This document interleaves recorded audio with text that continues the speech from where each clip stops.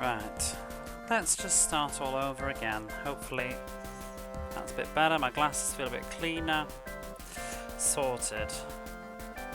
I forgot to set the timer before anyway, so we'll start again. Let's start the timer and we'll just carry on.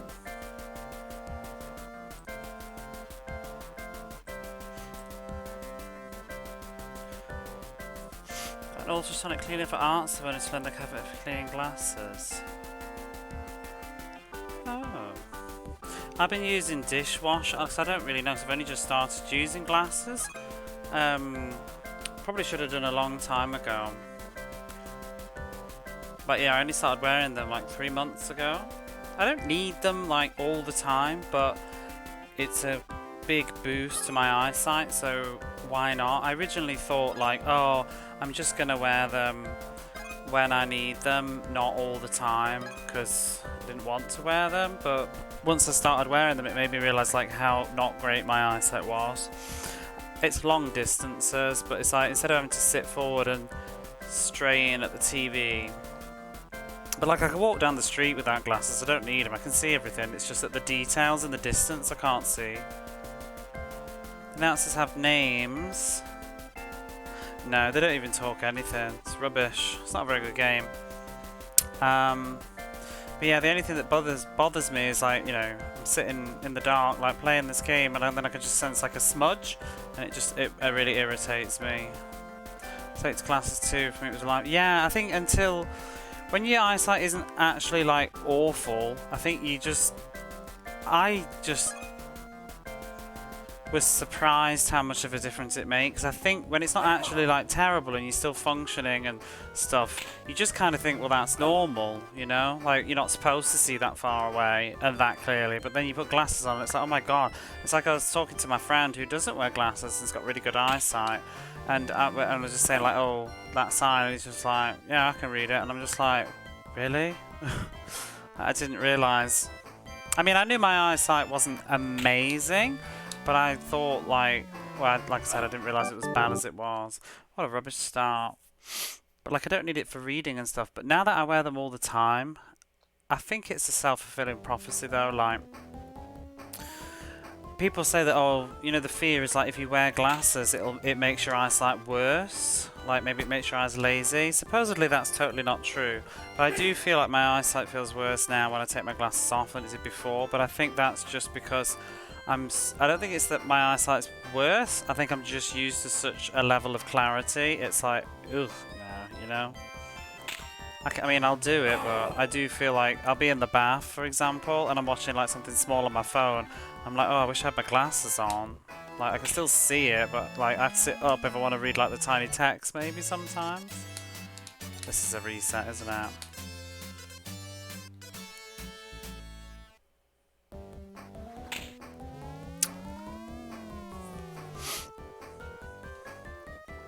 I was watching Nervous Harpist playing the harp today while I was having a bath. Well, I wasn't really watching, I was mostly just listening.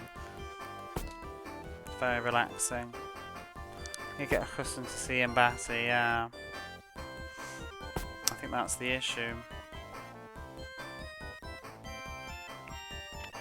But I do love the fact that I can sit back in my sofa. I think I need to go back to the doctors. I've been putting it off, but it's not even been a couple of months actually. A couple of months is when I need to go back, and I haven't. I need to book an appointment. Just put things off because it also costs money. But I'm wondering if I just need like ever so slightly stronger lens for my right eye. I think no, my left eye. I don't know. I feel like I could do better. It lasts is online very cheap. Mine weren't as bad as I was expecting, though. I have to say, they cost like I'd say $100 at probably your old exchange rate. I don't know. $100 for like my first pair of glasses, the frame and everything. And I have I don't even know which ones I've got, but anti-glare, I think. Can't remember. I think I got the cheapest I could get though. So I think next time maybe I'd upgrade. What I'd like is, I don't know, if there's any like lenses that don't scratch as easy. I've got a scratch on one of them. You can't see it when you're wearing them though. It's actually not too bad yet. But I think I need to get an extra, like a spare pair. Would have been 150. I don't know about doing it here. I was expecting it to cost way more than it did. In fact, I don't think it did cost 100. I'm trying to think what it did cost. It really wasn't. It was really about $80, I think. With like everything.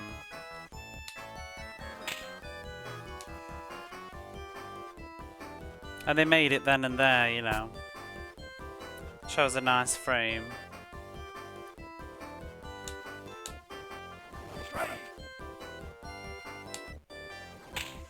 I can't remember, I think the frame was like 20 or something, maybe.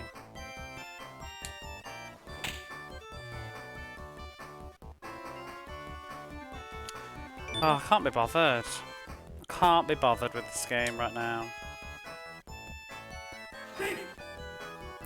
Zenny Optical, super cheap. I guess it just depends where they deliver. Also, I think just me personally, but when it comes to things like glasses and clothing and stuff, I'd rather try it on and look first, if you know what I mean.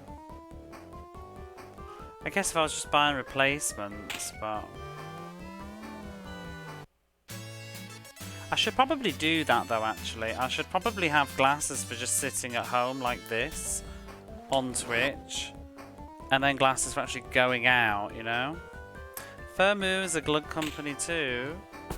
Hey Glyph, I was about to say, who? I'm like reading vowels and putting them into my own words. Who, Glyphix? How are you?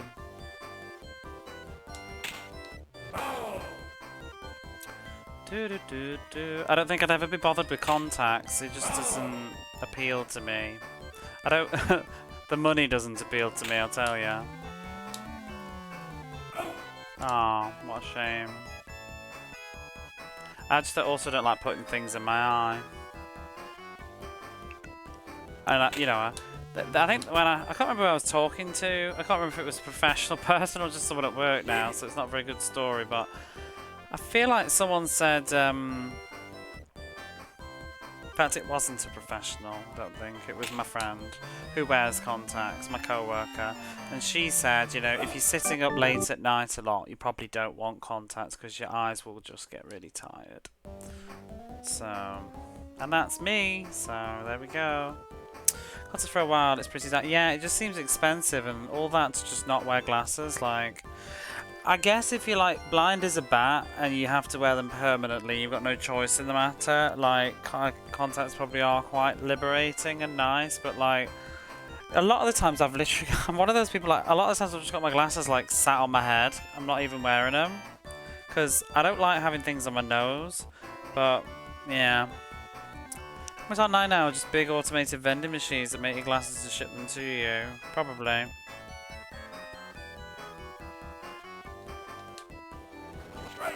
Like, if I want to feel good or something, I can just take them off, you know? So, I can't imagine how that's like. I feel like I got the best end of the deal. I don't know. I mean, if you're just pretty blind, would you rather be short-sighted or long-sighted? I'd much rather be... I can't remember which one it is. I'd much rather struggle with long distances than short distances. I think I'd feel a lot more frustrated if I was struggling to like look at my phone without my glasses on. Or read a book or something. I think that would bother me more. It's all one eye though for me. It's just one eye is really crap at long distances and the other eye's doing all the work. And I think after a while I was just starting to get headaches and stuff. That's when I noticed it was just making me really tired.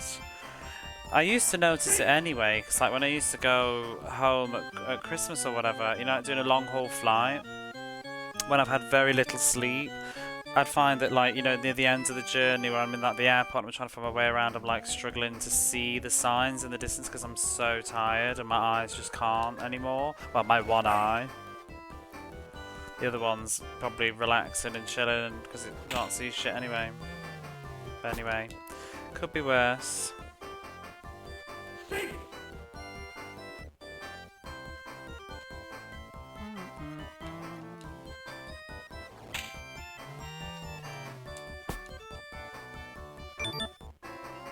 Might just reset. I don't think this is going very well. I think I'll just use it as a warm-up.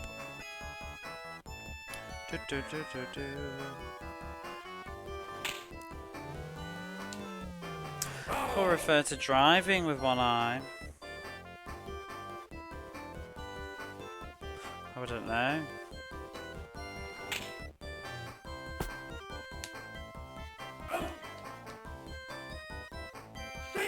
Oh, can hardly read Twitch chat without glasses, which is, but yeah, that would bother me. See, I've got chat right now. If I was to pop my glasses off, I can still read it. Well, I don't know why I'm talking about this. You don't even know like how far away, but I'm like talking as if like everybody can see the distances of everything in my room, but nobody can. But yeah, I don't know. I've got my laptop's like behind, probably. No, don't know. I was going to say like near my knees, but it's not even true. Don't matter. Anyway, if I had my glasses off, I would be able to still read Twitch chat, but it would be a bit exhausting. Use the power of magic. Yeah, but I'm not even giving you anything to imagine. That's the thing. I'm literally just saying like, I've got a laptop. I'm trying to think, like half a meter away from me. It's on a coffee table that pulls up and out, that sits over my knees. But I'm sat back in the sofa right now, so I can still see it though. And then behind all of that is my television, where I'm playing this wonderful game.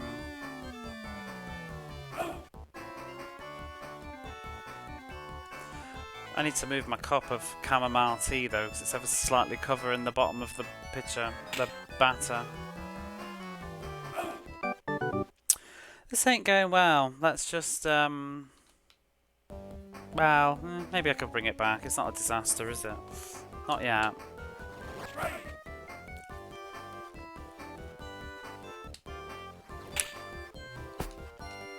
Oh, but yeah, I finally got my my thick floor carpet rug that I usually have my sofa and coffee table and stuff all on. I got it back out because I moved it when the roof started leaking in August, and they finally fixed the outside. They haven't fixed the inside though. I need to contact them, but I just put things off like that. It's really stupid though, because I kind of feel like, why do I have to contact you? Like, you know my roof hasn't been repaired because you haven't done it, you know?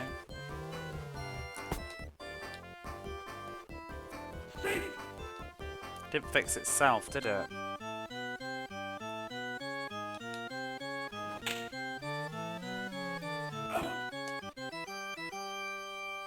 But yeah, so I finally got the carpet out because I was just like yesterday playing this, so I was getting cold feet because it's hardwood floors. And it mentally makes me feel warmer already, having the carpet back out. Makes the floor look black, so I've got a big black carpet. It was this thing I got on Amazon. I absolutely love it. It was really cheap as well, but you got two mats. The bottom one's like a very thick, soft layer, and then you put this black one over the top of it, which I think looks quite nice and sleek. Hey, Tin Sarah. And it was something, I think it was like $50 for the whole lot, the whole set, both of them. $40 maybe, delivered to my door. It was amazing. Talking meters in English. I use foot bullshit. Actually, we use feet in the UK, but I'm just, I've just lived in Japan too long. I don't remember what feet are.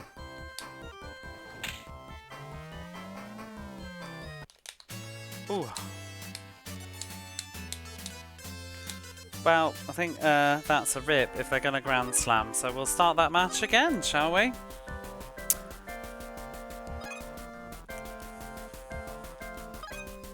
Some of this coffee now.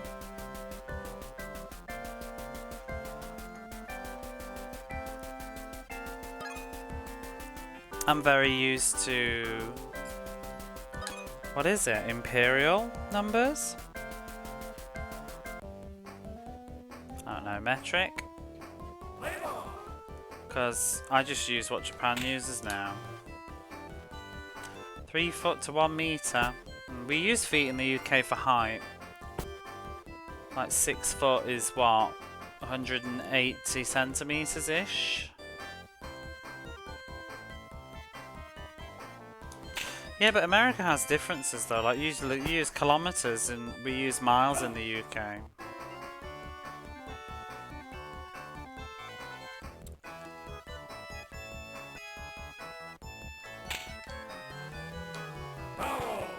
Hectares and Bouchat, I don't know what any of that is.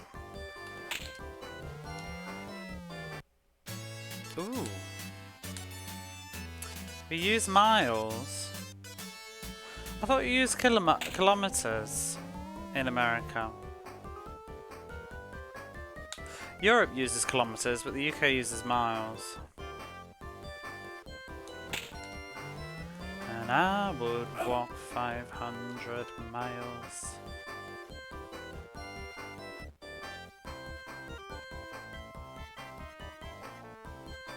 But you use Fahrenheit. I think the thing that gets me with America though is Fahrenheit. What is that all about? So confusing. Yeah, we have both, but nobody reads kilometers.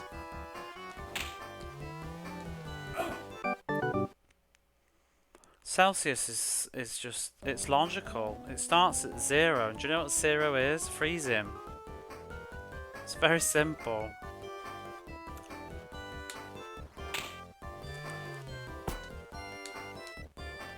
I mean, I guess Fahrenheit lets you be even more accurate, but who cares?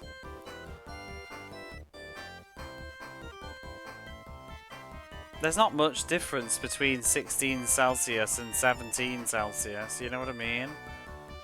And then, so like, what, Fahrenheit?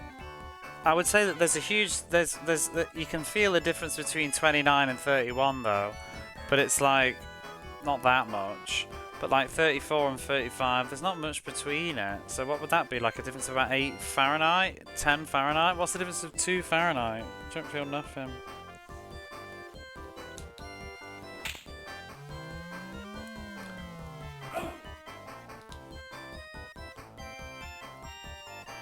And also, I don't know, does anywhere else in the world use Fahrenheit other than America? Does Canada use Fahrenheit? Because Japan uses Celsius. I think Europe uses Celsius. Bogger, wrong base. Right, wouldn't cut them anyway. 5F, difference is noticeable. Yeah, because it's about a Celsius probably.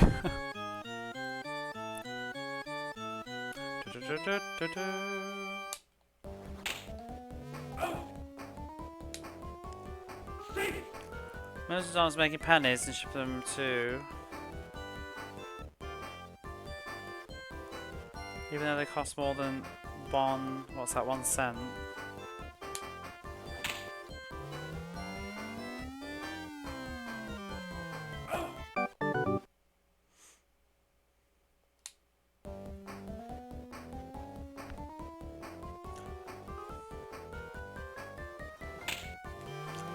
Bam, bam, bam, bam. Country of the world uses metric except for 3, I believe. Yeah. To be honest, we're all bad in our own way. I think it's just English countries, isn't it? So let's just get a... Oh, hang on, I'm batting. I can't read that right now. They don't stop. Whoop. Is there a TLDR? Oh, I'm out. Celsius scale of the countries that use the US. I don't even know what these places are. British overseas territories. Oh, damn, I'm not surprised about that.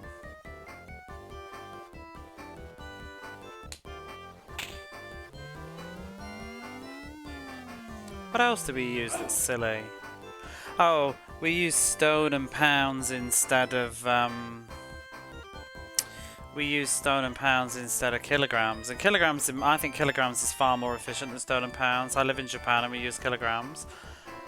The UK use stone and pounds, it's stupid. What do you use in America? I just think feet size. Centimeters for feet size is far more efficient than the fucking shoe size. Like, what's 10.5? What's a size 10.5? Just say like 28, whatever.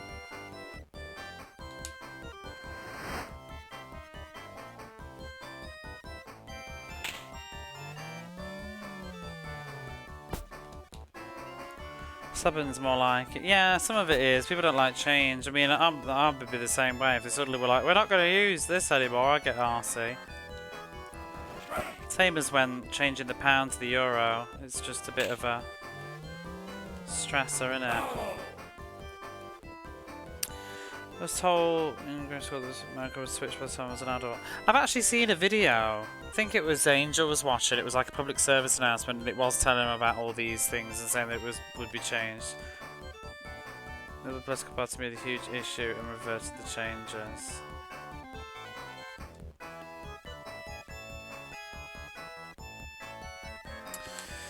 Yeah, it's hard because you've just got to piss a load of people off to make that change.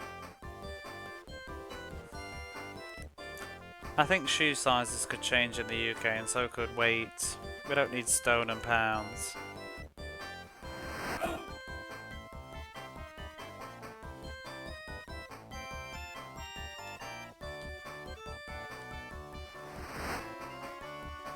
You little bugger.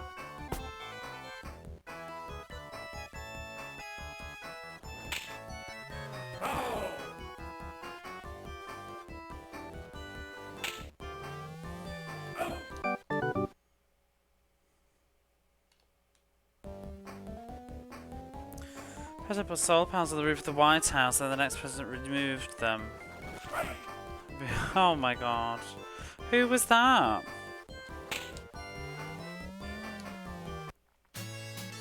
What a waste of money and effort. It's un-American. Who the hell said it was un-American? Please tell me it was a... Wow. I don't even want to go there. Ronald Reagan. Who was Ronald? So wait. What did he do?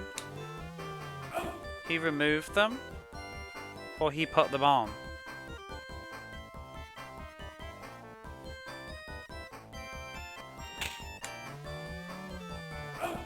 Oh, come on.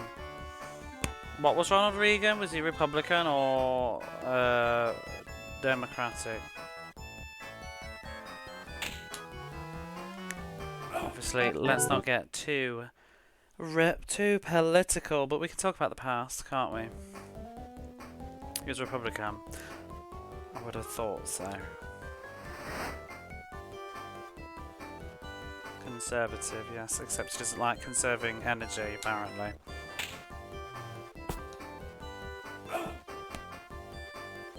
Old actor who managed to convince everyone he was a leader. Ronald Reagan.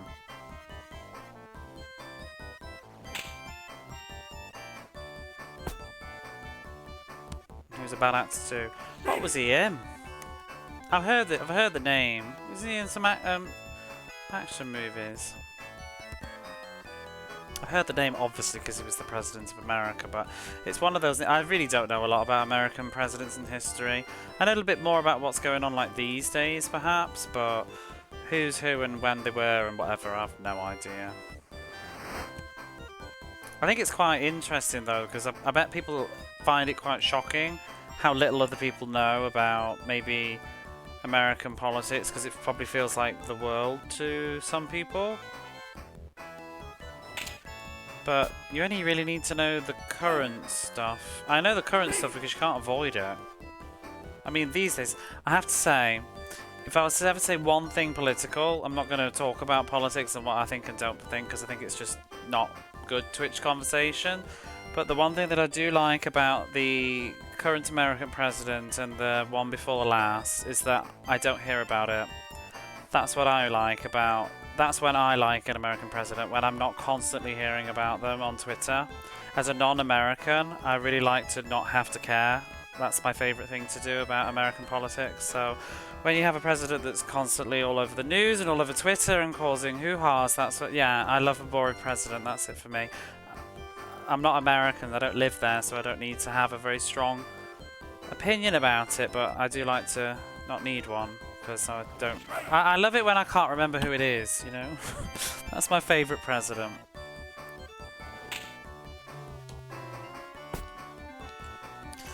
Because obviously the previous one was obviously always on the news, always on Twitter, always something.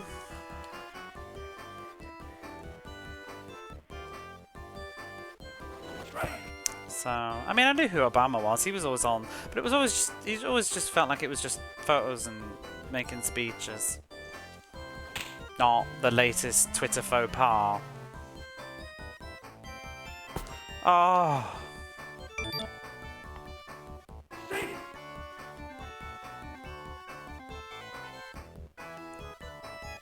Well, I'd just rather not talk about it too much because it would be just talking. I don't want to talk about my political views so much on Twitch because not everybody agrees, but I'd rather come together about things like video games. Hey Retro, how are you? Obviously, it's safe to say I'm probably left-leaning, at least, because of my life.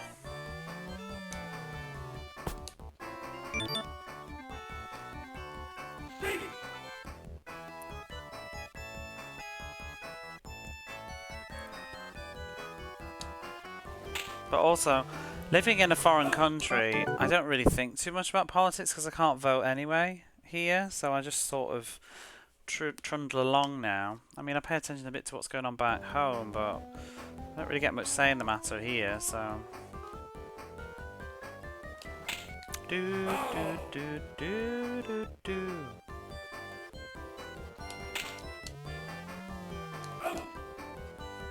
It's a bit weird that you can't even vote though, because it's like, you know, paid like what, 13 years of taxes and can't vote.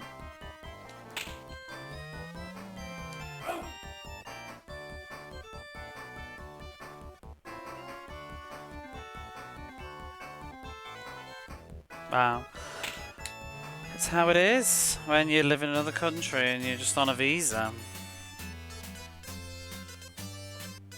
I don't think I can. I'm not even sure if I can vote back in the UK anymore, to be honest. I've not lived there for long enough. There does come a point where if you haven't lived in the country for long enough, I think it's 10 years, it might be 15, where you're actually not allowed to vote anymore, which is kind of fair enough. You shouldn't really be voting for somewhere you don't live. It's not going to affect you, is it? Mostly. I should have ran for another base.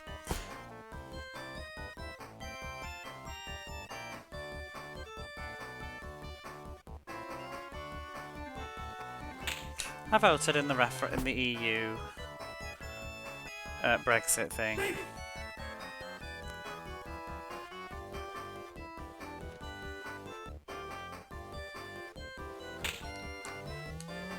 Via a proxy.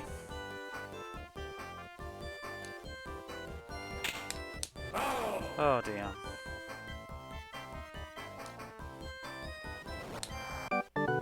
Bugger.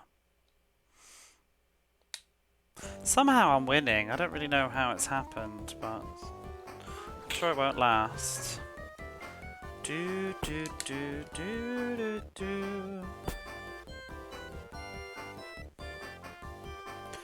Yeah, I'm trying to even think like. Go on then. Let me see how many presidents I can name. So there's George Washington, right? I know him. He's the first one.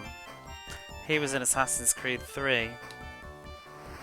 He's in that really bad DLC.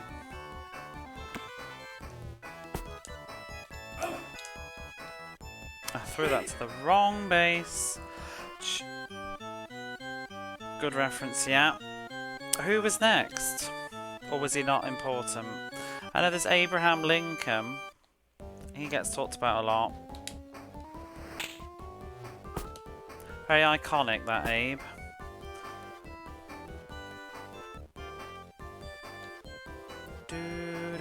Who was president when this game came out? Not be Bill Clinton, would it? Was it George Bush Senior? I remember Clinton because I was alive. I remember Clinton. I remember the scandal with Clinton because I was too young to really know anything about politics. But I do remember the scandal. Clinton in the 90s, late 90s, wasn't it? When was the scandal? End of the 90s? And then I remember Bush took over after because Bush and Blair being British. I remember that. Clinton was invented November 1993. So, ooh. He'd be on his way when this was out then. Not quite sure when this came out. So it could have been Bush Senior. Oh, I was right. Check me out. Bush Senior. It was just a guess, but I thought it was. Let me have a look. Robert Clemens MVP. Let's see who was the president. It's probably before November. Yeah, it was February. February 1993. First one to get shot. Oh yeah, who was the other one that got shot? JFK.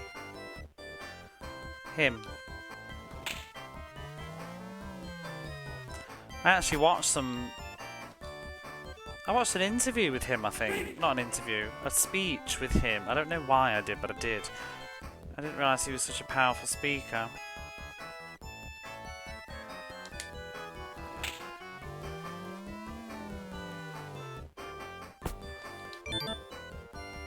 Going bad now.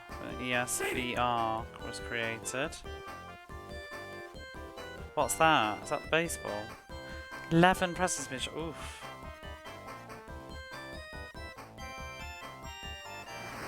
I know. Who's the other one that I know of?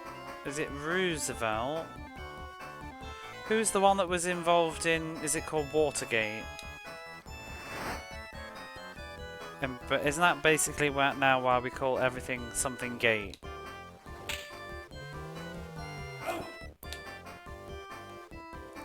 The video game rating system, his wife had a hand in that. Oh, really? Oh, during, that would have been, yeah, Mortal Kombat then. James Garfield was shot twice. Oh my gosh. Was it Nixon? Oh, Nixon, that's who I'm thinking of. Who's Roosevelt then?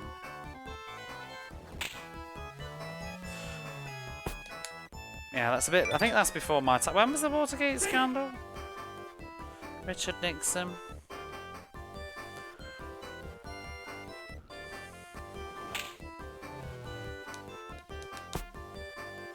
Oh yeah, that was good. See that diving? So that was the one who dropped the... Oh, that's World War then, isn't it? That's why I know his name. Because he's in the World War.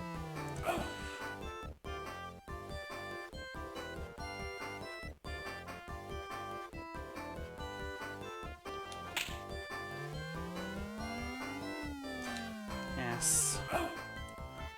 Not great. Actually, his VP did the drop him.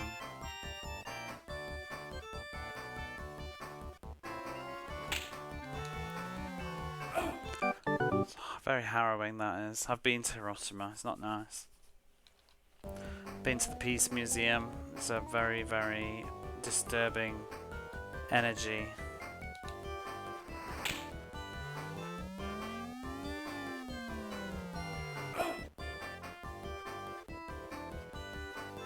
I'll say one thing about I think the most shocking thing that I saw in that museum, other than reading about the horrors of it, but the thing that was very, very immediate was they had this watch in a glass case. I'll never forget it. It was just a wristwatch, and it was stopped at, what is it, 8:15? And it was somebody's watch who'd been wearing it, obviously at the time, and it had stopped at the moment it happened. It was that made it suddenly be like, oh god, it made it feel very real to see an object like that.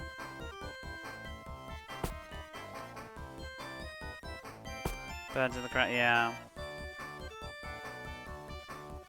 I mean, there was loads of other stuff that was very disturbing, but that was just, it's a very simple, very easy to understand. You look at it and it's instantly very real. Like, it just makes you think immediately, like, who did this belong to?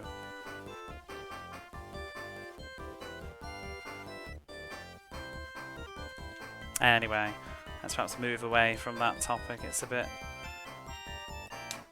heavy.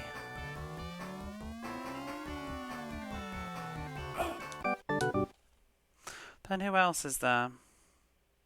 Richard Nixon, is he the one with the big nose that has a mask? Sort of populist joke mask, Richard Nixon. Shadows burnt into the ground. Oh, I've read that one time.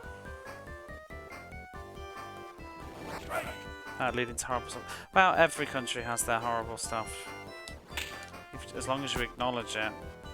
I think it's when you don't that's the problem. I mean, I'm from the UK, and You know, decades, centuries of colonizing places.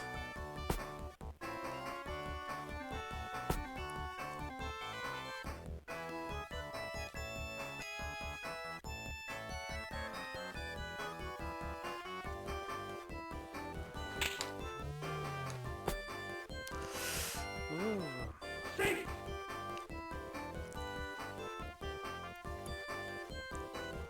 I used to be a bit of an America basher though, I'd have to say. Like, when I was younger, not younger, when I was first moving out into the world and meeting other people. Not a basher, but I think as a non-American, you get a bit of a resentment as an English person who's not American. I think you get a bit of a resentment that everything's always about America, and like America is everything when it comes to being English. And like living in Japan, everybody assumes you're American, everybody assumes you know everything about America. It's like you don't have your identity. I'm leading to a but though before we start with all of this. I'm just explaining my thought process.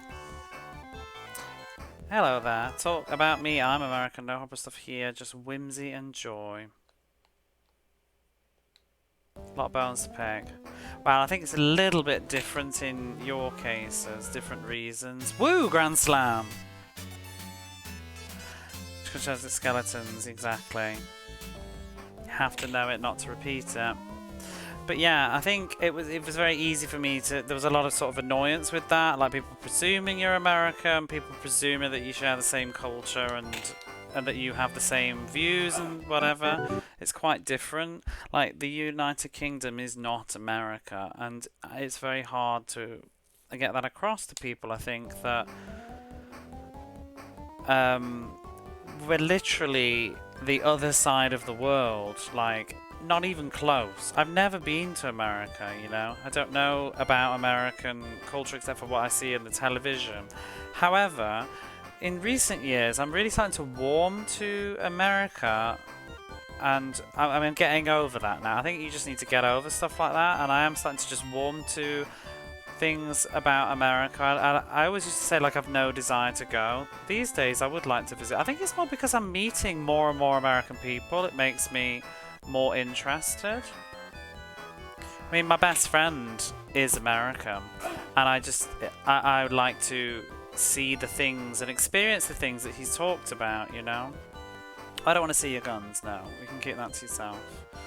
So there's a lot of America that I don't really care for and I wouldn't like to see, but it's a bit of a stereotype to just assume. I think that America's, you know, I would assume is just guns and anger and whatever. You know, there's a lot of stuff. And also, America's huge. It's absolutely gigantic. Like, what the hell? Like, Portland versus Florida. They're like an entire continent apart. You can't even with that, you know? My family's still on the other side of Pittsburgh. But yeah, I mean, especially Twitch in particular, I've met quite a lot of lovely American people, and it just makes me interested in those places. I live in Texas, not a stereotype. Huge truck modified with the black shoes, but well, you live in Texas then, I guess. Maybe that is just Texas, but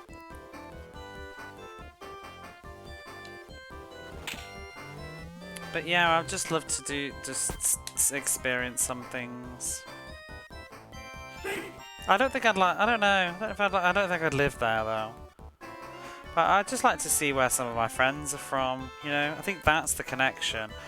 The country's more interesting when you've got a personal connection to it. Like you want to see a person and how they came to be who they are and stuff. So I was also watching just lots of old American commercials on Abby Jam's stream the other week when she was doing the subathon, and I was just looking at all this stuff. It sounds really stupid, but I was just like, oh, I want to try that, I want to eat that, I want to go to that restaurant, I want to see that thing. I think it's not just America. I think it's also America in a particular time period that I yearn to see, which doesn't exist anymore.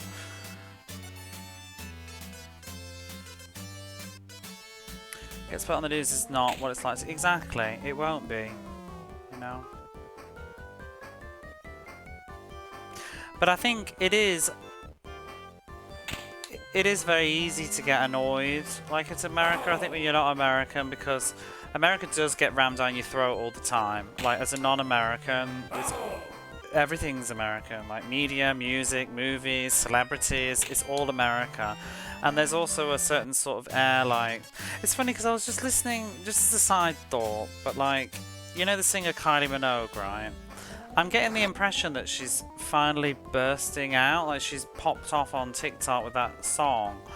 And I was just listening to a podcast about it today. And it's like she's sort of cracking America, and I just can't believe that Kylie Minogue is not as big as she is to me.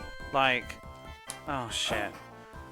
Like, Kylie Minogue is an absolute superstar in the UK and Australia, and it's so weird that, like, she just doesn't exist to so much of the world because she didn't make it big in America, you know what I mean?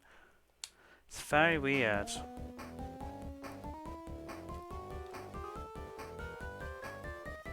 Makes sense because it's so big, so many people don't follow the story. Exactly.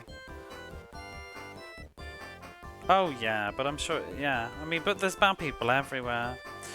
In a new restaurant for 10 years I wanted to try. We should get recycled things from other states, like In-N-Out Burger.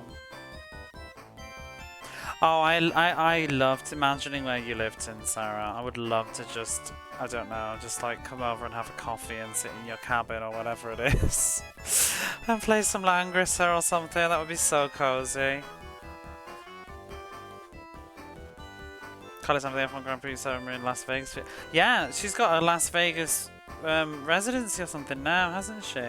But it's like she's been going for like 30 years. She's an absolute just household name to all of the UK.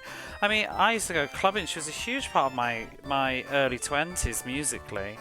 I liked her when I was younger a little bit. Like I remember her with a song Lucky in the late 80s. Like my older brother liked that song, mostly because he liked her. But then she was a bit weird in the 90s for me personally. I think she was actually a bit more probably out there in the 90s, but it didn't do as well commercially. But the early 2000s and then the late 2000s, oh, so many, just hit after hit after hit.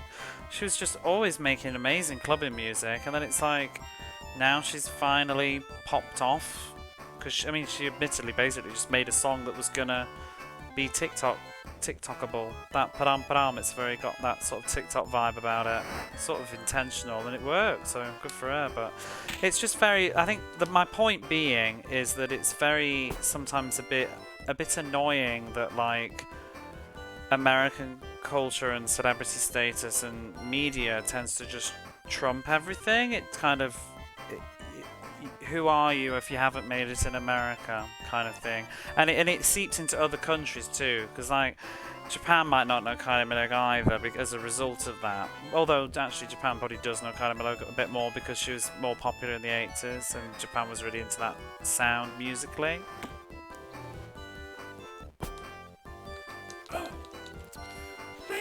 And because in the 80s there was a little girl group that covered one of her songs as well.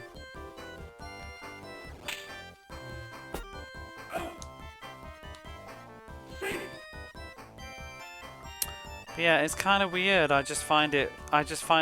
Another one I would say is Darren Hayes and Savage Garden. Savage Garden was so huge in the UK. Darren Hayes is not really that big though, but I think he's amazing. But I wish he would break America more. But they just go and live in the UK. Like Kylie Minogue moved to the UK. Darren Hayes moved to the UK. See if Man's America got huge in Japan. Oh, Japan has, but the thing is though, some of the things where people are like big in Japan, if you actually ask Japanese people, they've not heard of them. I don't even know who these people are that have heard of them. Because I've always been told that Dead or Alive are really big in Japan, but I've yet to meet a single person who knows who the fuck they are. And I've asked. I think it's a generational thing though. I think Japan doesn't remember older Western music very well. They remember, which is understandable. I think they remember their own music, but I think Western music doesn't really doesn't really last in the same way that it does for us. So like maybe there is a generation of 50-year-old Japanese people who do know what Dead or Alive is, but nobody else does, you know? It doesn't continue that way. Whereas Japanese celebrities, a lot more. Which, you know, makes sense. Because I've always been told, and I find it quite funny, Colleen Nolan is the Nolan sisters. You know the song I'm in the Mood for Dancing? Well, maybe Americans don't, but they were big in Japan supposedly, and they've sang songs in Japanese, and they've done cover albums of like this Japanese band's music in English. It's really funny. But I'm not sure if anybody knows them though now.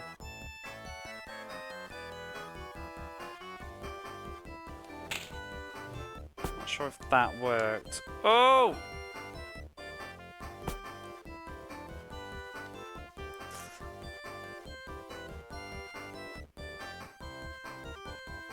Do, do, do, do.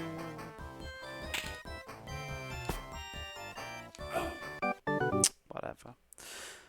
About marketing putting blinders on the audience. It started the British invasion. Oh yeah, well we did have a time though actually, I would guess. People really just like losing revenue to the Beatles. Yeah, but the 90s, we had Cool Britannia again. The 90s was a great time for UK music. Like Spice Girls, Oasis, Blur, who else? But there's so much more that you probably didn't get. You got Pulp though, right, didn't you? Live and Let Live. You'd use Cozy. How known is Mr. Big? I've never heard of Mr. Big.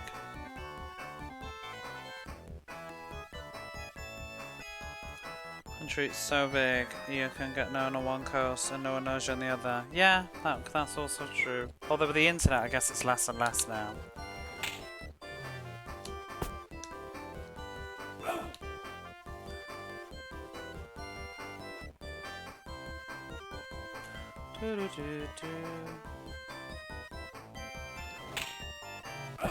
Ooh, that was lucky.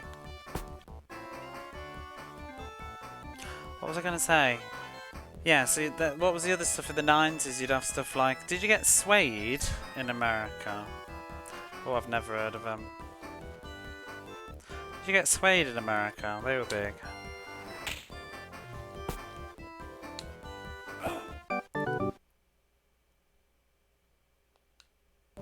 It's weird though, because like, we're all singing English. But there's a whole wave of American music though that we don't get in the UK, I think, too. I mean, country's one of them. I think it wasn't really until Shania Twain that country music, if you can call it country music, really went anywhere. But country music seems so very sort of innately American though, it's kind of hard to translate it. I was talking about my friend about it. Who's the huge 90s country star that you have in America? And I don't know any of his music at all, really. I've heard his name and that's about it. It's also not quite my generation though, so...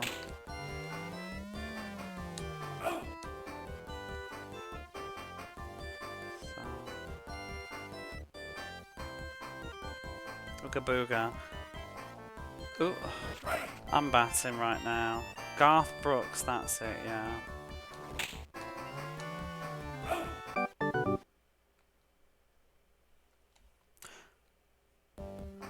Also, just as a side note, I'd just like to just say it once, I don't want to make a big deal about it, but I would prefer like not spelling the word hello that way, if you don't mind. Especially just given where I live, I'm not really keen on it. I'm sure it's not intentional though, but I'm just saying.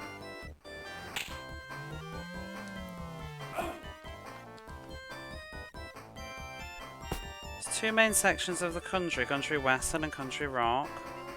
No, I know you didn't, but it's just that some people might find it offensive, so I'd rather avoid it if possible.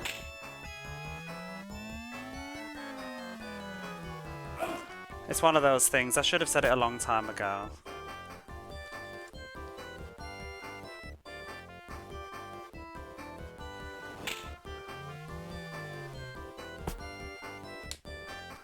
So big he tried to make an alternate ego and do a rock album. See, I don't know whether he was big in the UK or not, but I don't feel like he was much at all. There'll probably be people that like him, so.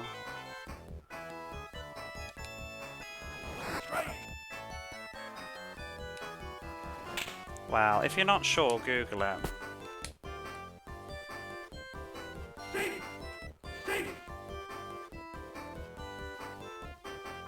There was Leanne, was it Leanne Rimes? She was pretty big. With the, well, she had a one hit anyway. I mean, later on she came back with Can't Fight the Moonlight, but what was the song that she did? I always mix her up with Shania Twain. Who did Still the One? That was Shania Twain, wasn't it?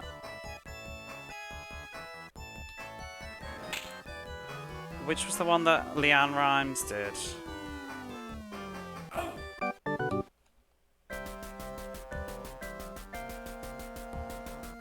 Did we win?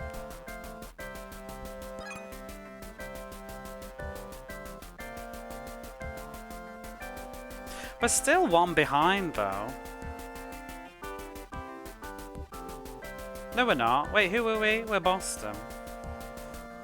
Right, well we can save that. In a one-run or tie game in the late innings, check the status of your pitcher and go to the bullpen if he's tired. Yes! How would you know though? Wow. Let's just change the subject. It probably wouldn't be. If you press C. What do you mean if I press C?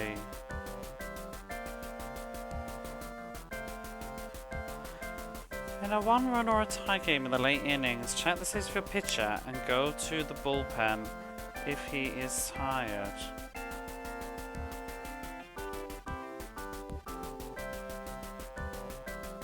By pressing C. Oh, I know how to change the picture. What I mean is how to know. I think it's just that they're... Let's have a look. Let me just pull the manual back up.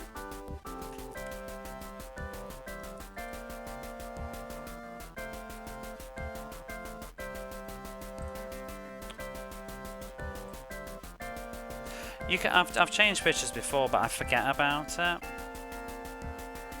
Let's take a look.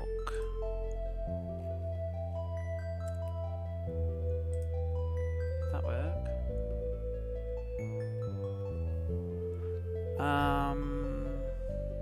Pitching rosters, no. So I'm trying to think, now that you've said press C, I'm trying to think what C even does when I'm pitching. It's pretty much just A. Pitching controls. To view pitcher's stats, press C. There we go then. That's not to change them though, but that's to view it. And that would, I don't know whether it... Maybe there's something that tells you that. Because you can press start to switch a pitcher. To pick off a base runner. Oh no, that's just throwing it around. Move your infielders, catch a ball. I mean, you know what? Now that I'm in the game, let's just take a minute to reread in case there is something that I've missed. Just scan, read, because some of this didn't mean anything. I was originally reading it. Pitching and hitting the perspective. For fielding, the perspective is behind the fielder. Blah blah blah. We know. You throw what you're actually looking at. We know that. To control the type of pitch, press the D button as shown below while pressing the A button. See, left. I find slow right works really well. Up right and then just right. Curveball. Down right, fast right curveball. The fast balls don't really work very well. Pitch. To throw a pitch out, press B button and down. A pitch out. Just check again. Whoops. Pitch out. Baseball. Is that just like dabbing them on the bases when they're trying to steal one? Potentially throwing high and outside the strike zone with the purpose of preventing a stolen base. Thwarting a hit and run. What's prevent? Oh, is that what I should be doing when they're trying to sneak a base then? In baseball deliberately out of reach of the batter to enable the catcher to put out a base runner, especially with a throw. Oh, it just seems too much hassle to do while the AI is being stupid.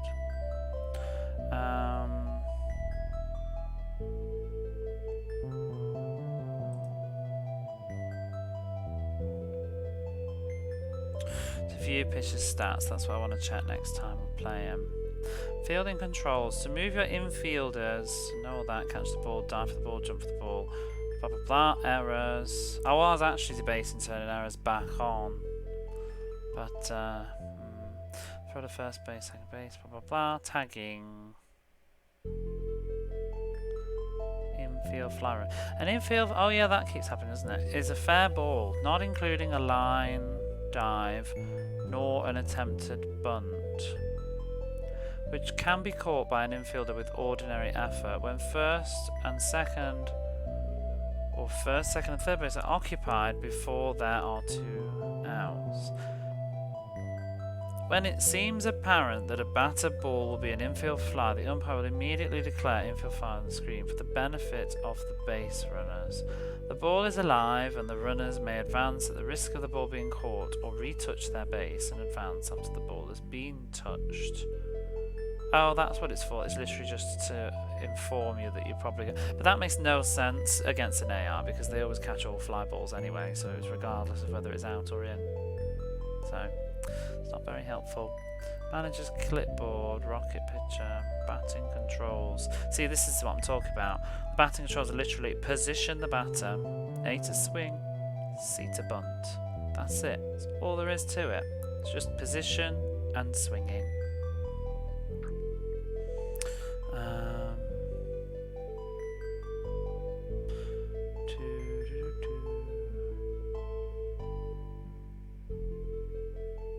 And I've already been doing extending.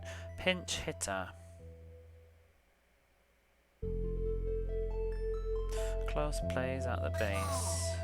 Play ball. That'll do. Okay, let's go back.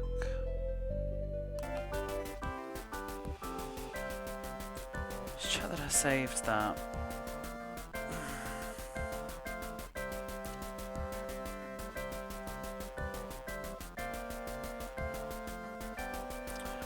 It's also a Dreamcast game, so it depends on context.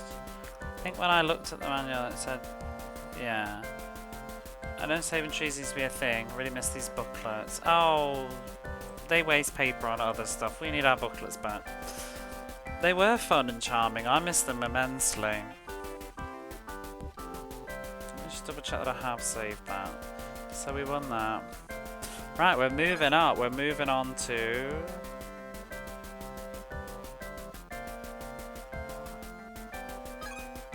California. Let's go. It's an excuse to save money. It's not supposed to be anything for 30 use. Yeah, it is, and yet they still charge the same prices. You know what I mean?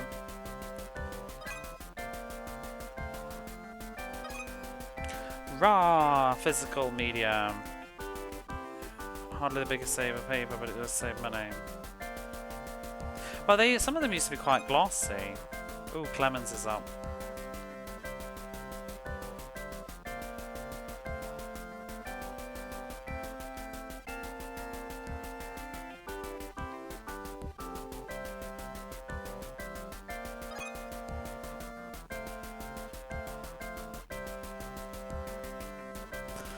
But it's nice though. It's nice to peruse them. Even these baseball ones. I'm always sad when I can't find the manual. I mean, I'd have been confused as hell for ages trying to play this without the manual. I wouldn't know how to control everybody very well. I think, you know, perhaps with a few baseball games... What happened there? I thought I was trying to send you back.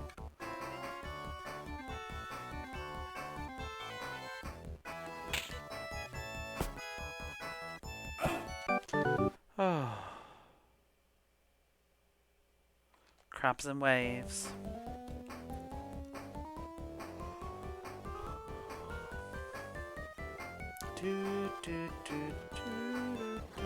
Anyway, nobody answered my question. I can Google it. What was Leanne Rimes' song? How Do I Live? That was a huge song in the UK. Oh, let's check the stuff. Oh, there we go.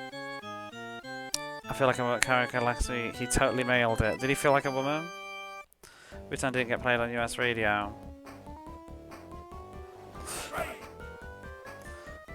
I'm trying to think, who would be big rap-wise in the UK?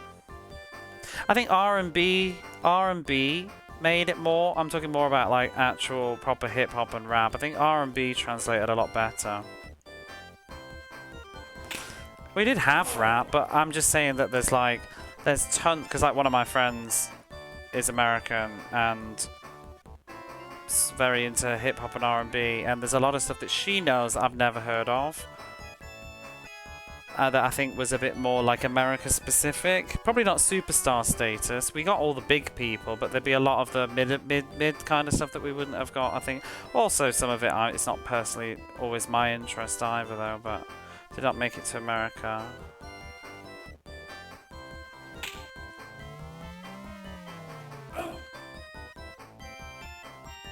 I'm not talking about UK rappers, I'm talking about American rappers. P. Diddy, we have P. Diddy and Will Smith, yeah, they're huge. But they're very sellable. They're very, especially Will Smith, he's basically pop, isn't he? Pop rap. We had Eminem. See, I'd say we had Dr. Dre in a sense, but probably not to the same level as America. It was more when he was doing other stuff. Snoop Dogg was fairly big, but not in a commercial way, I would say. Depends on the song. 50 Cent was big, yeah. For like 2 songs. 50 Cent was huge for a while. That bloody first song he did. Such a big voice. With range. Oh god. Missy Elliott did quite well. Mary J. Blige.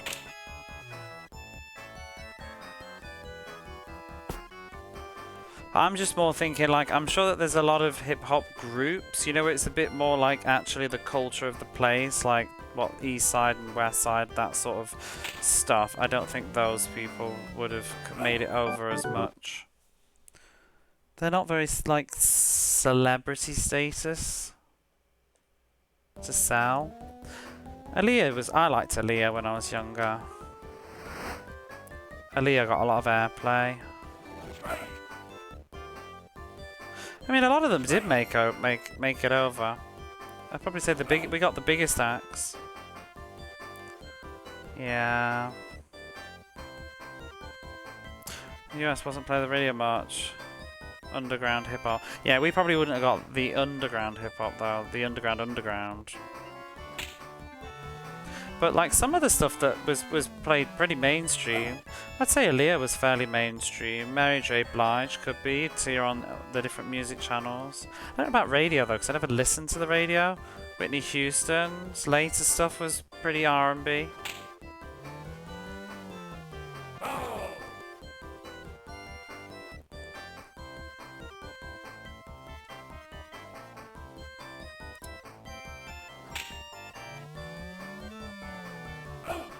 Obviously Eminem was massive in the UK too. Ninja Tune, and are these new? I have no idea who they are. I don't know the UK much anymore because I don't live there. I don't know the music scenes. I'm also just no longer really listening to modern music. The Fall? Who's that? I like some rap. Probably my favourite rapper is probably Missy Elliott. I should have gone for that bass. I like Missy Elliott. I like that she doesn't take herself so seriously. And I also like the fact that she's been a constant throughout the decades. She still does it. Oh, God. I think she needs more credit than she's given as well. Sometimes I feel like she was in the wrong decade.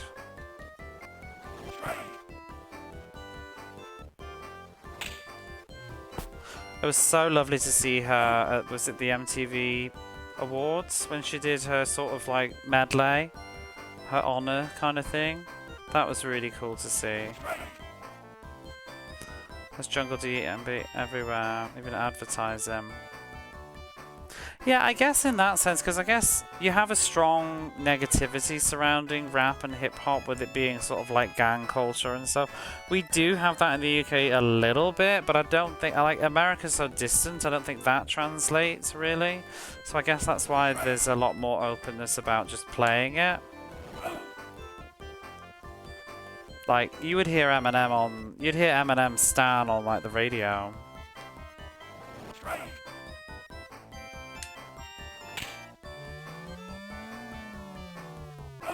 Probably helped that Dido was in it.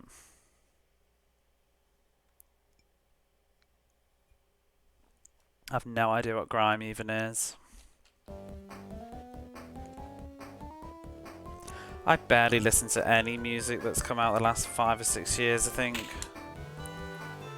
And also, I don't hear stuff like I used to. I don't hear the music. I don't hear the radio. I don't hear the music videos. I don't see them, rather. When I used to live in the UK and I was younger, I would just spend all day watching music videos.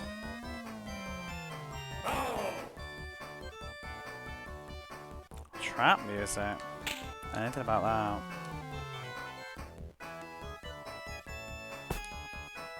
You can do it! One more bass.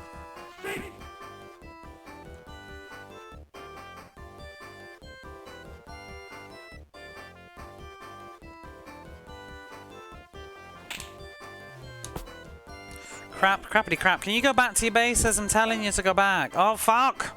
I don't even know what buttons I'm pressing, but please go back. God. That was a slaughter. Nobody seemed to want to go back. It was very confusing to see what they were doing it. Whatever. Yeah. I think because I sent them back after it was too late. Isn't doing better. Well, I watched an interesting YouTube video recently. You could look it up. Hey, Rudix. It was like, is pop dying? I mean, the answer is yes, but there was is popular music dying? I thought it was quite interesting. They were just talking about the fact that just because it's hard to say, I think, because it's very easy to be just an older person now, because I'm sure people said this in the 70s and the 80s and the 90s, like, is popular music dying? But the thing that's interesting is, like, obviously with the event of TikTok and Spotify and stuff, it's very much, I think pop music is just, but music as we know it has just changed now. The way that we consume it is so different.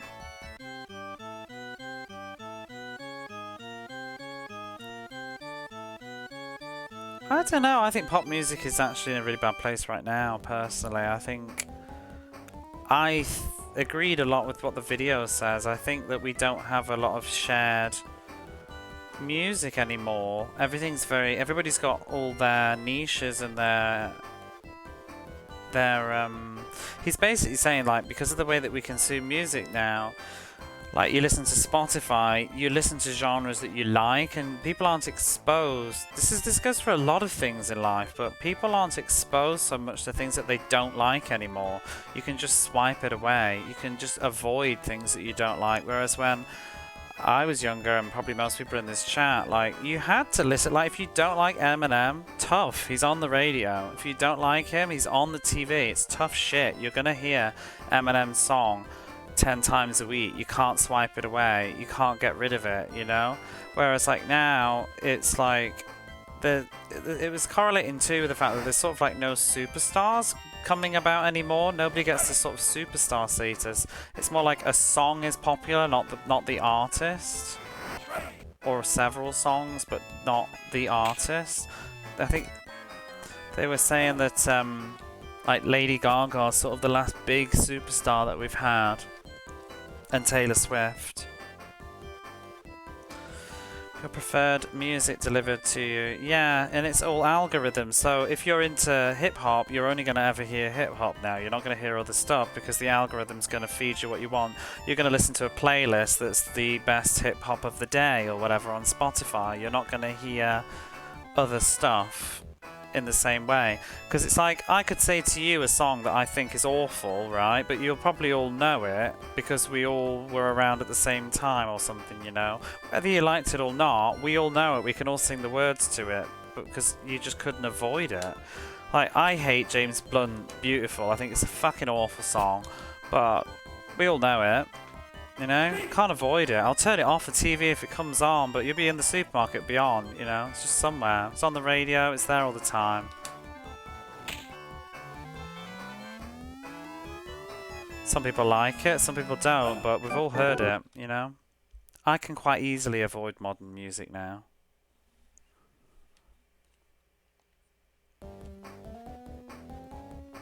I don't even know what Bad Bunny is. Only feels the songs that they make the most money on too. Well, they were also saying that people... He was also saying in this video, you should just watch it, it's a really good video, but he was also saying that music producers and record labels, they also don't invest in people in the same way that they used to. Lots of more indie stuff these days, and easy to access indie stuff. Well, they were saying that it's a lot easier to make music like just in your bedroom now, and there's a lot of talents that are coming about that haven't necessarily like trained for years with musical instruments and whatever. They've just made a song that's like gone viral and they get snatched up by a record label really quickly just to make quick money off, rather than, you know, like take it for example like Madonna. I'm not saying that she's the most talented person in the world, but she worked her ass off to get to where she is, you know what I mean? She did the hustle. She was in bands before she became a solo artist. She went to New York, she worked the clubs handing out demo tapes. There was a hustle. It doesn't happen the same way anymore. It's just someone makes a TikTok video, it pops off and goes viral, and that's it, they've got a record deal. Shit. So expect the artists to develop themselves and spend their money. Exactly, yeah, they do. They don't. They just want to cash in rather than actually nurture.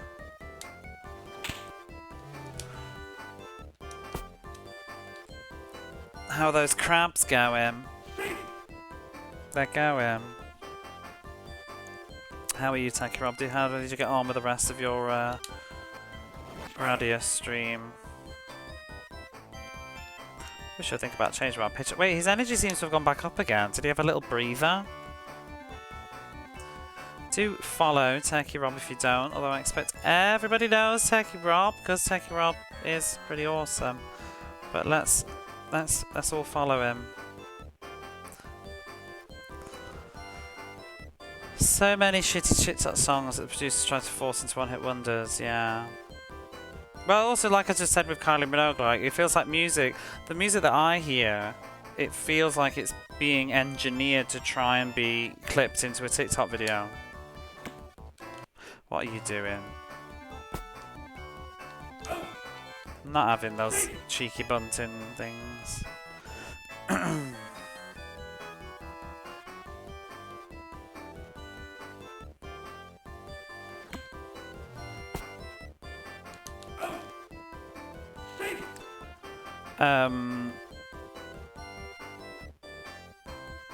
Algorithm. So the other thing that they touched upon, the idea of oh,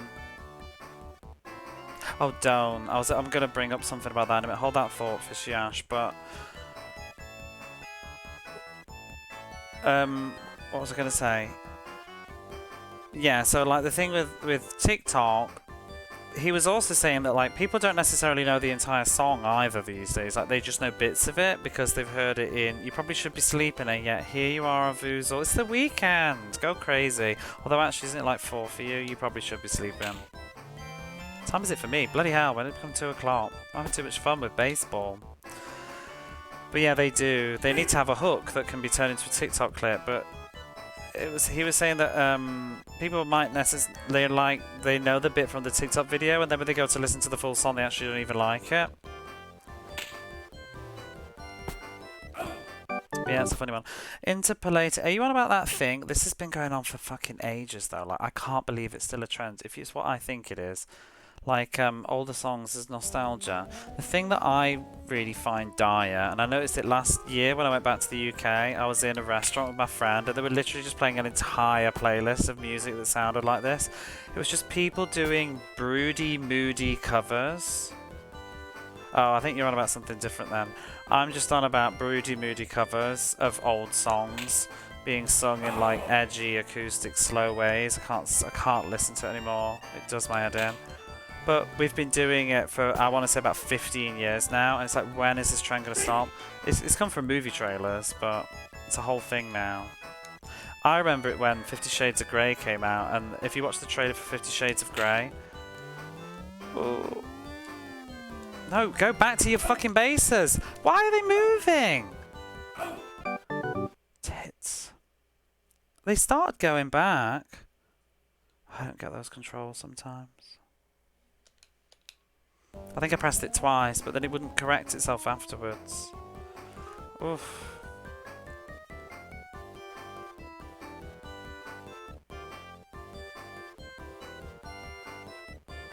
Just the two of us. I mean, if it's using samples and stuff, we've been doing that for forever. Marilyn Manson's the cover of the Eurythmics song. Oh my lord. I don't mind that one. I think he changed it up enough, and it was sort of different at the time. I don't like it though. I actually don't really like that song though. I like Placebo's cover of "Running Up That Hill," and they did it with that. But they did it like, this is like 20 years ago now. Oh, I love Annie Lennox. She's amazing. Oh, he's tired.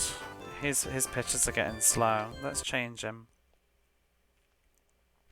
Yeah, using the sample isn't the same. I've been doing samples for forever. But do you know, if you watch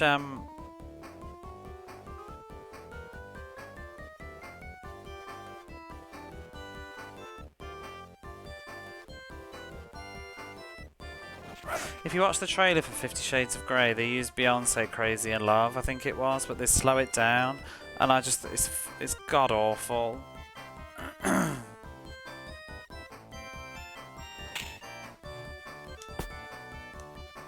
My anaconda don't want none unless you've got bones on. It's not a sample. Well, it is a sample, but that bit's a sample. I don't know. It's a bit of a mix. I don't know. I think it's getting a bit of a grey area there. Anaconda plays heavily into nostalgia because she's repurposing a song. It's very similar, but does he say Anaconda in the original song? That is a direct sample, isn't it, that line? Yeah, I don't know. It's a funny one. Let's just put that one on the sidelines.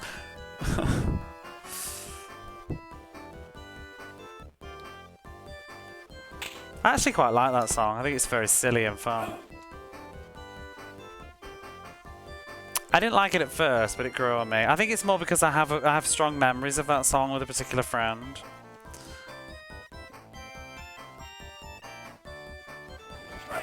We've been doing sampling for forever though. I mean, Madonna did it in a really great way. She was sampling ABBA on some of her disco things. What was it? Caught Up is sampling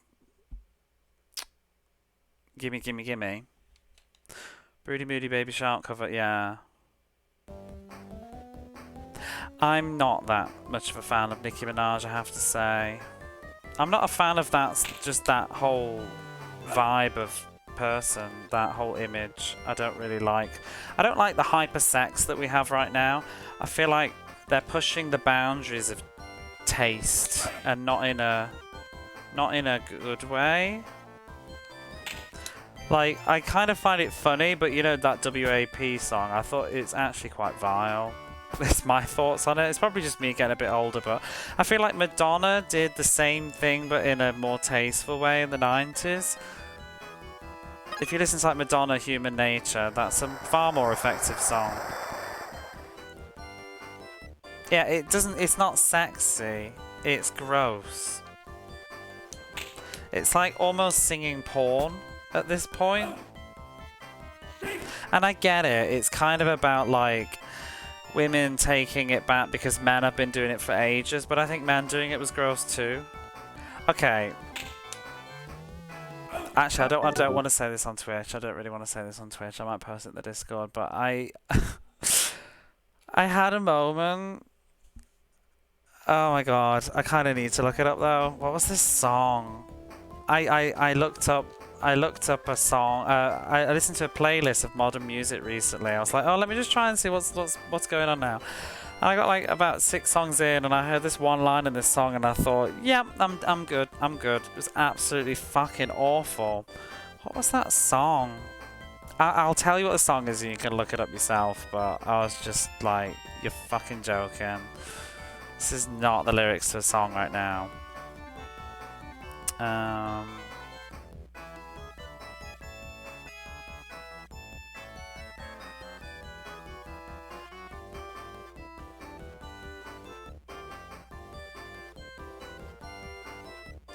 Too Much by the Kid Laroi, Jungkook. Do you know that one? I think it's fairly new. Too Much. Song by Juice WRLD. I don't even know who these people are. Jungkook and the Kid Laroi. So in the lyrics, if you get to the rap, I just don't want to say this on Twitch. It's just a little bit vile.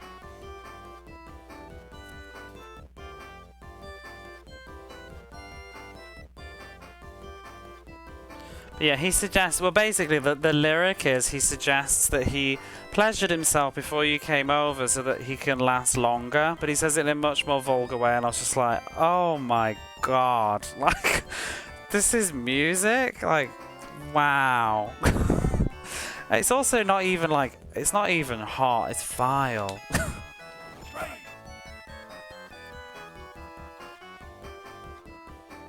But yeah, if it's the rap at the end of the song, I'm just like, oh my god. It's like a British rapper, I think, who's singing it. Have your dinner, run.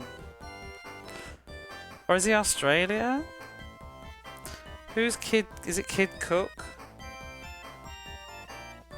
No. I'm literally feeling like an old grandpa right now, trying to like, who are these kids? The kid Cook singing the rap from the UK. And he's saying that I listen to lots of acid songs. Do you know my last great find? My last great find that I absolutely adore is Choir Boy.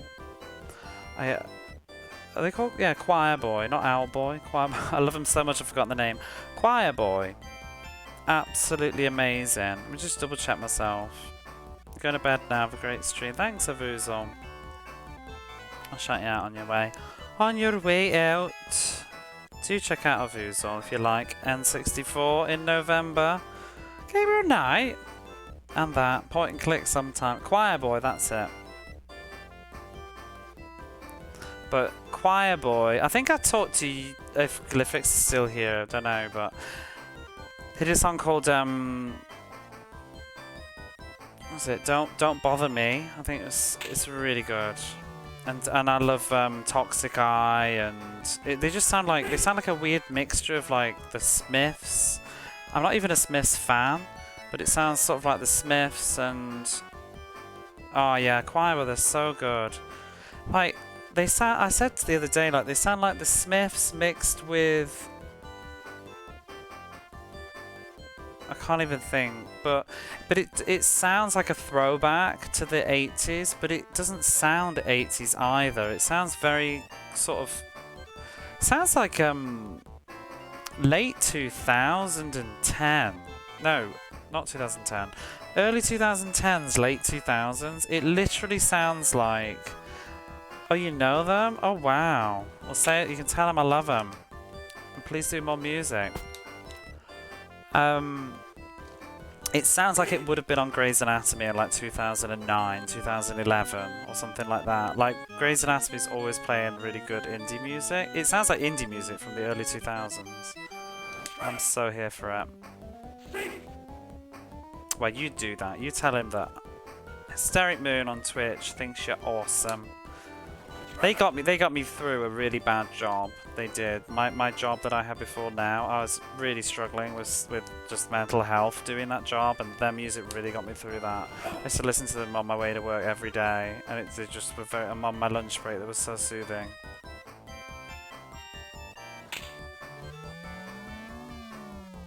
Oh, did you need to do this, you bastard? The end of the whole match.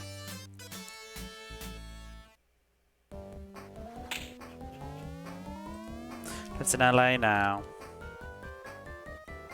Yeah, where are they from? Where's Columbus? I'm really bad with geography. I sort of thought they were Canadian for some reason. This fucking AI rubber banding bullshit? Are you real? 2 home runs in the final innings? Oh well, second to last. I don't know where Ohio is either.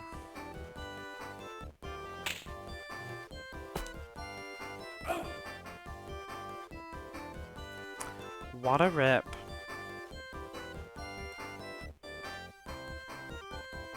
Do do do do.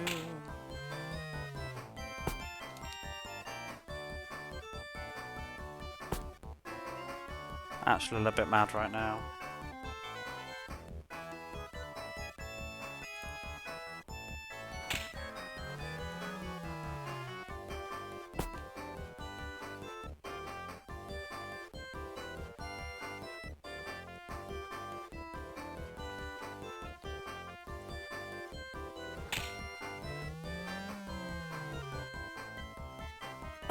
This computer.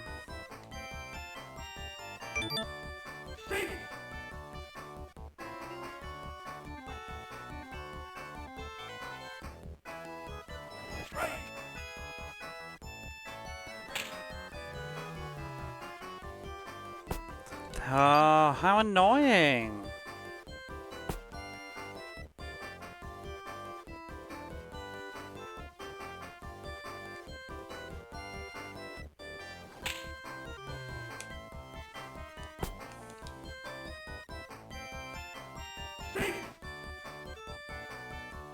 Like, couldn't they have done this at the start? I'd have hit reset. Oh, get the fuck out. Get out. Oh my god. A grand slam? 10 fucking runs in the 8th inning? You are joking. What is this bullshit scoreboard? Absolute misery. Oh. Takes the piss.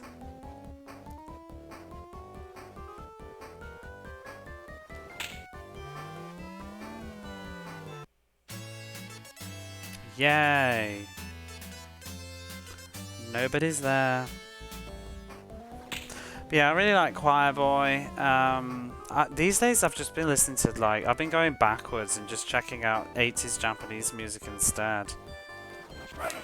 Because I love 80s music, so why not just explore what Japan had to offer from them.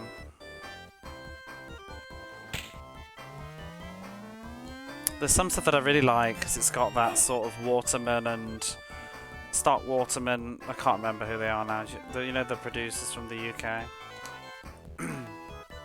I love that sound.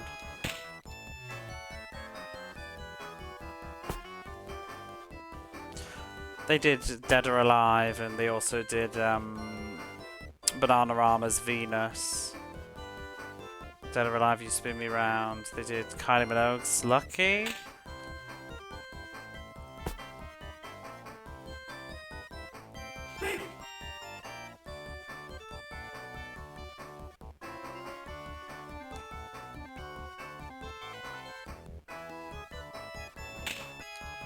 Start 8.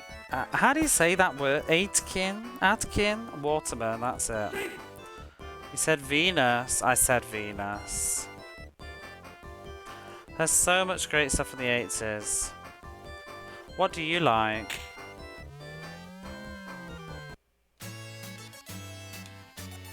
Eightkin, that's it.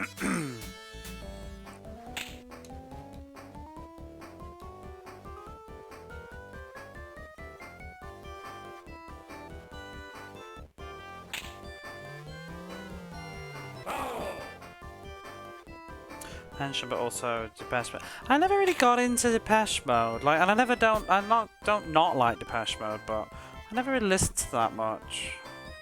I Just Can't Get It. I like more upbeat Depeche Mode, I think. Like, Enjoy the Silence is a wonderful song, but it's not one that I go to as much. I'd much rather listen to Just Can't Get Enough. I don't even know that many songs by them. Lords of Acid, don't know them.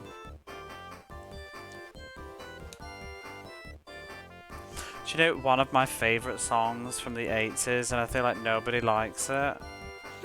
I just think it's so beautiful. I really love Soft Cell.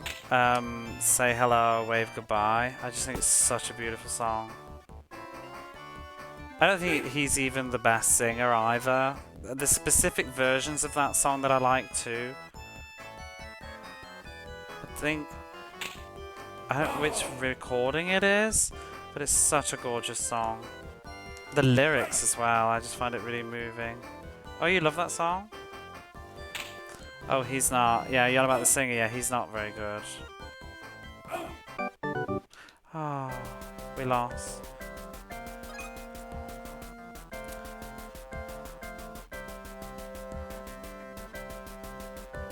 I might just keep it. I might just keep the thing, and we'll just keep moving. I think I will. In a tight game with runners on second. Oh, I don't care. Yeah, we'll keep this. Almond rules.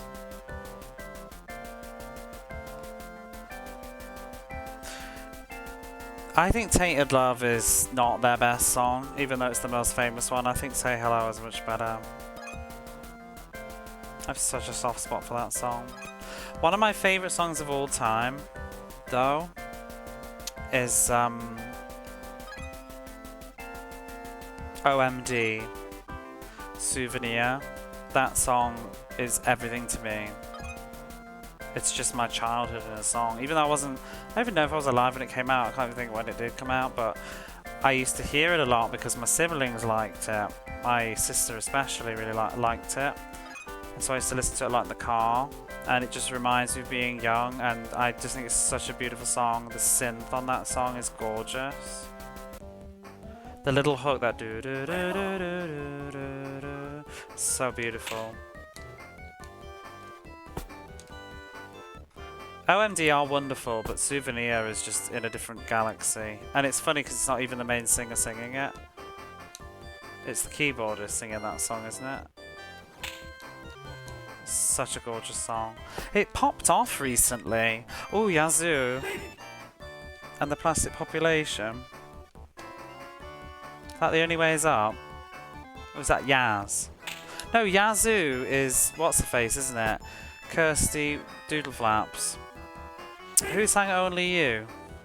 That's Yazoo, isn't it? Only You, that's another song that I think is gorgeous.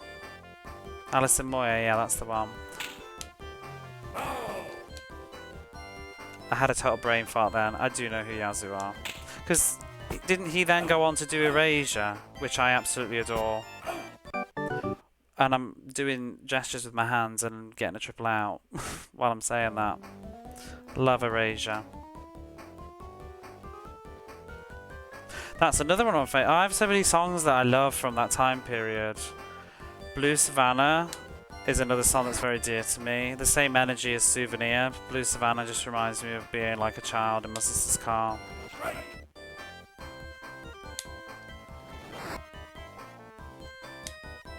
I recently discovered Erasure's song called Stars, and I don't know if I'd heard it as a kid and just forgotten, but I didn't really remember it off the top of my head, and I really like that song.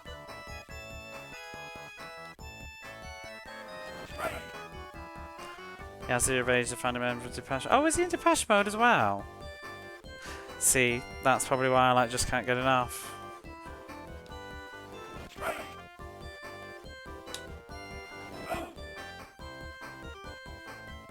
There's the link. But going back to Yazoo, Only You is such a beautiful song as well. And I don't like other versions of it. Only their version is the best version. Speak and Spell. Is that Depeche Mode's first one?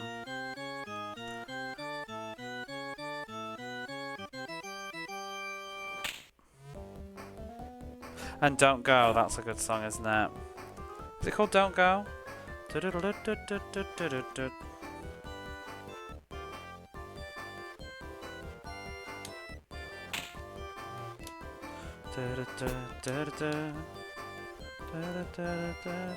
go. Oh, I love that whole era. Why can't we have like a resurgence of that? Did you ever hear the song called Industry by The Modern? Came out in the late 2000s, I think, and it sounded very sort of 80s pop. It's called The Modern, and the song is called Industry. I don't know if it reached America, but it had a little bit of airplay in the UK. I remember when that came out, I was like, oh, is this it? Is this it? Are we going to get an 80s like revival of all this music? It didn't happen. Because Little Boots came out not too long after that as well. And Little Boots did that whole... half her album's very 80s sounding. She even did that collab with what's-his-face from Human League. I love that song that she did with him called... what's it called?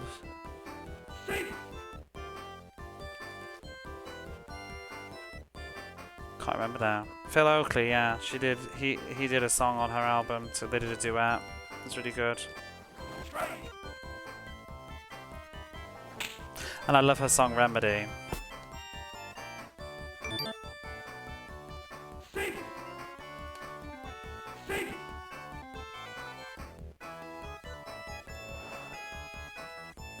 I might redo this one.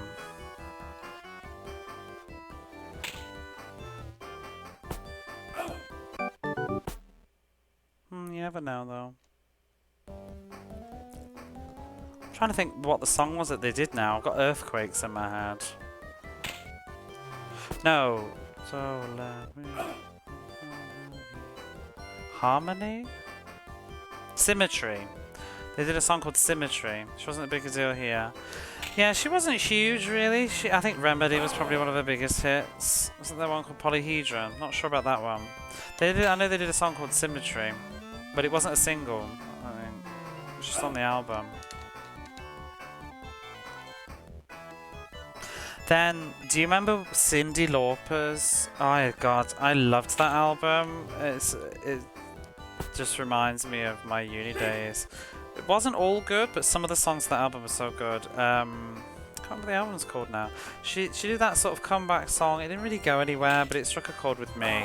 Called Into the Night. That song was so good.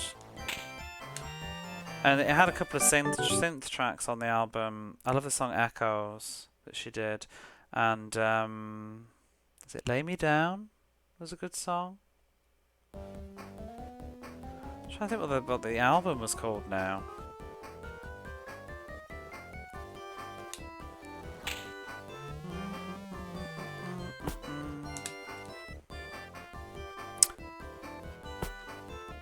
I do like a bit of Cyndi Lauper. I love I Drove All Night, but I don't like Celine Dion's version so much. I like Cyndi Lauper. Time After Time is one of the overplayed popular songs.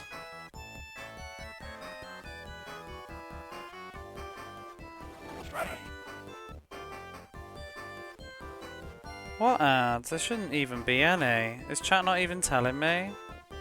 Oh my god.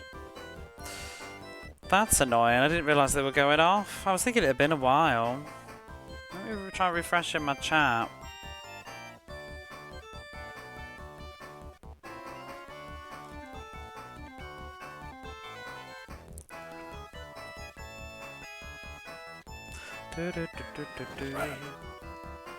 Ah, he's stealing a base.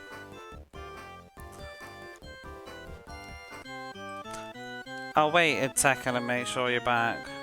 Did you sub as well? When did that happen?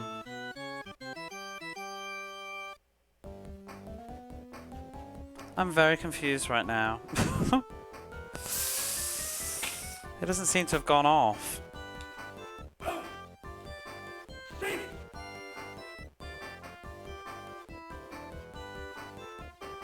Twitch is balked, yeah. It didn't tell me that there was any ads. I don't have anything on my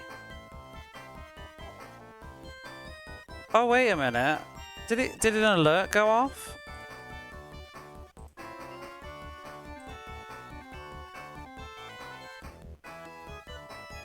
No, I've got nothing. That's weird. Well, thank you. Thank you. I'm sorry you had to put up with the ads.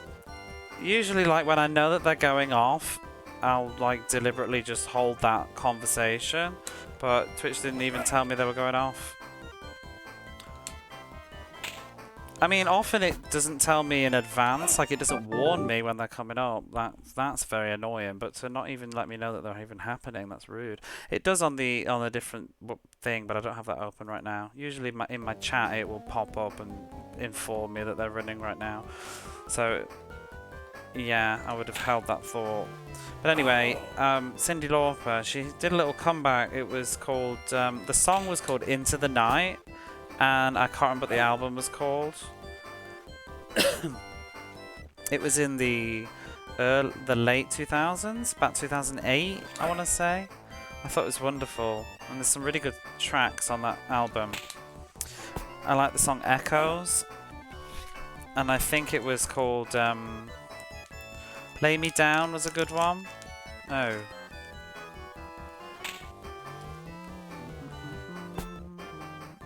Lay Me Down was a different song. I'll look it up once I finish batting. But then I was saying that I really like Time After Time, even though it's overplayed and we all know it. I liked it when I was younger though, a lot more than now, I think. I think I've heard it too much now. I liked it a lot in my teens. With the debut album. If you like Cyndi Lauper, then do check out some songs on that. Time After Time is a good song, yeah. Hey, look this up. Cyndi Lauper, Into the Night. Into the Night Live. Oh, Bring You to the Brink. That was the album. It was a 2008 album. Bring You to the Brink. It wasn't all good, but some of it was.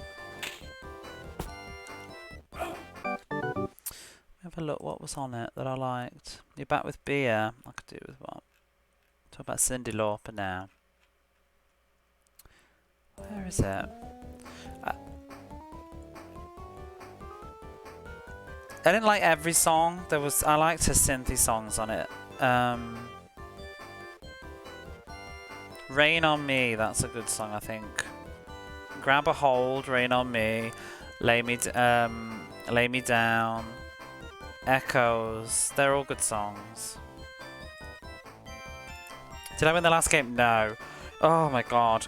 They got 10 runs in the 8th inning out of nowhere. They did like 2 home runs and a grand slam. It was absolute bullshit. And then I got 5 in the 9th run, but we lost 10-5. It was such trash. Rain is in the water.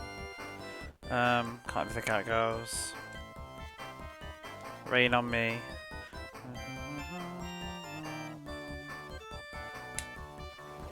Can't think how it goes with this doo-doo-doo music.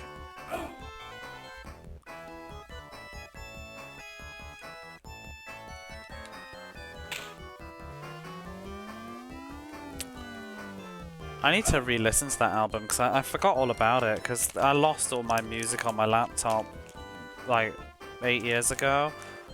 Like years and years of collecting music. I lost it all and I forget what I had. Especially obscure Japanese music, I was really sad about that. There was a lot of Visual K that I used to like. I don't necessarily want to listen to it all now, but like the memories are nice.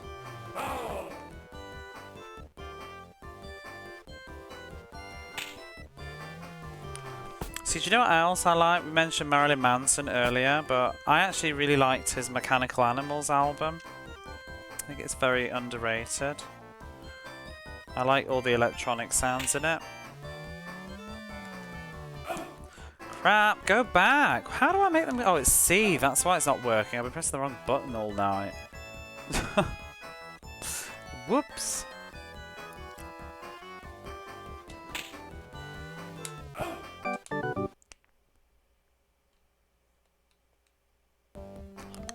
B makes them advance, and I was pressing B the other way. Yeah.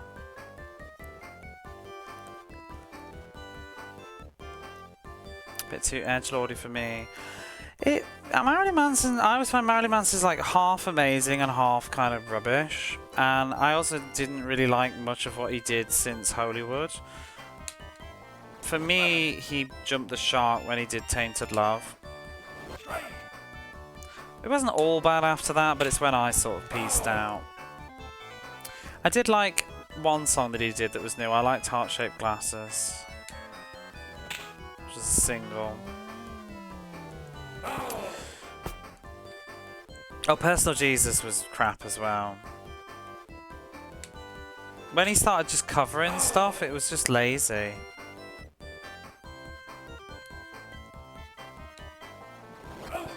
But his older stuff was really good. He was very conceptual as well. It was just interesting because he's basically a poet. He used to say, like, I remember watching stuff when it was all, like, his interviews and stuff. He used to write poetry, but he used to say that there's no place in the world for poetry anymore. If you want people to listen to your poems, you need to just make a record.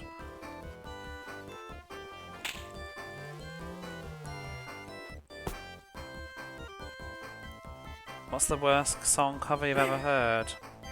It'd probably be something I love. Oh my god, just off the top of my head. But I don't think it's the worst, but I totally forgot the existence of, do you remember Kelly Osbourne covering Papa Don't Preach? God, I watched that video today, because it just, somebody reminded me about it, and I watched the video, and I was like, oh my god, what was she thinking? And who let go of those rights?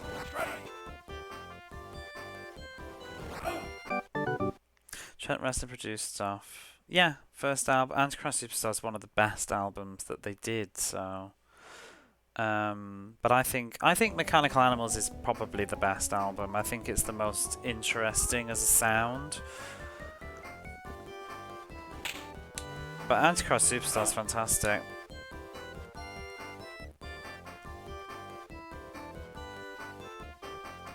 I've never really listened to Nine Inch Nails. It's a little bit older than me, I think.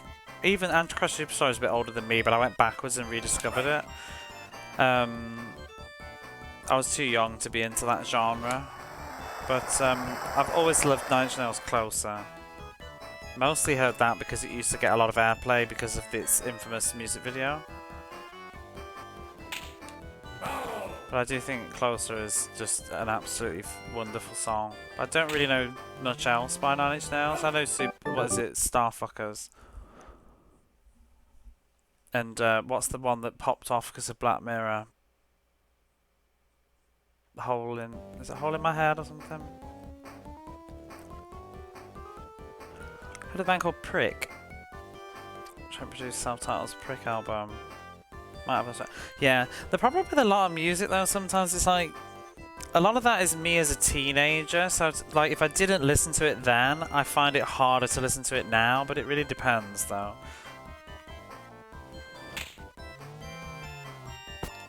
It really does depend though. Nine Inch Nails. Probably. I would probably have loved Nine Inch Nails if I'd discovered them as a teenager. I just didn't really listen to them.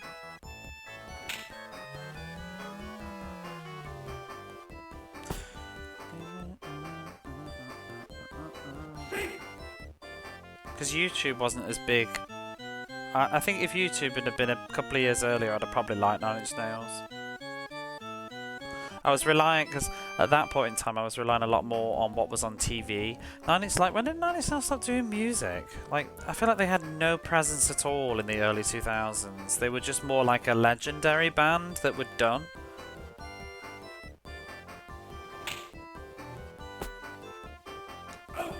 Rather than still doing a lot of stuff, because I was more into like the wave of like Korn and I wasn't that into Slipknot, but that time period. Although I didn't realise the other day until how long. Well, I did realise, but I didn't think about just how long Korn had been going. So I don't think they truly broke out until Freak on a Leash, even though Blind is a huge song.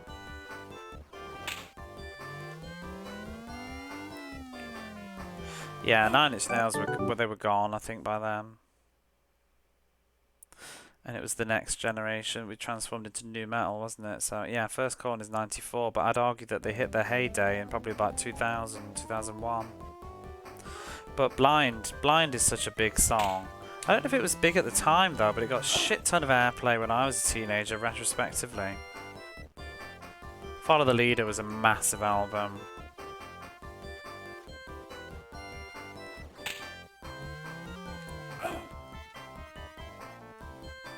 Oh, I was so into new metal as a teenager. I loved it. System of a Down were my favourite band when I was a teenager.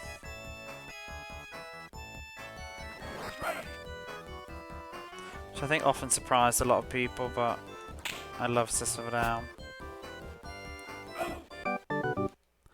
See, that's why I sort of got into the Visual Kei scene in Japan, because Visual Kei was very similar to nu metal, at least if you don't look at it, if you just listen to it. Even in some ways visually it was too, but it felt like Japan was still doing the nu metal sound when the West shifted into emo, and I hated emo. I don't know if I hated emo so much as just a musical piece, but I hated that I just resented emo for signaling the death of nu metal. And it really, it just bugged me. All the bands like My Chemical Romance, they all just killed off my music. So I always resented them for it. I still feel like My Chemical Romance, I'm Not Okay, sort of like signified the ending of my music. I liked Helena though.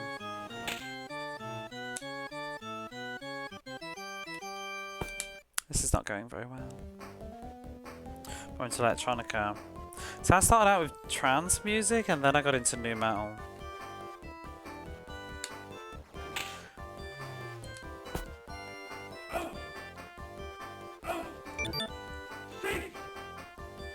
But yeah, I absolutely love System of a Down. But my favourite System of a Down album is their first album. I think, self-titled, which is the one before they broke out, because they broke out with Chop Suey, which was the second album. I got into them because of Chop Suey, but then I went backwards and listened to the first album and thought it was a lot better. Toxicity is a great album though. But I think self-titled is amazing. Yeah, with a hand on the cover, that's the one. My favourite songs are probably, if you know the album, I like, what's it called? I like Darts, I think, and I like, is it P-L-U-C-K with like, it's like pluck with like dots in between it all.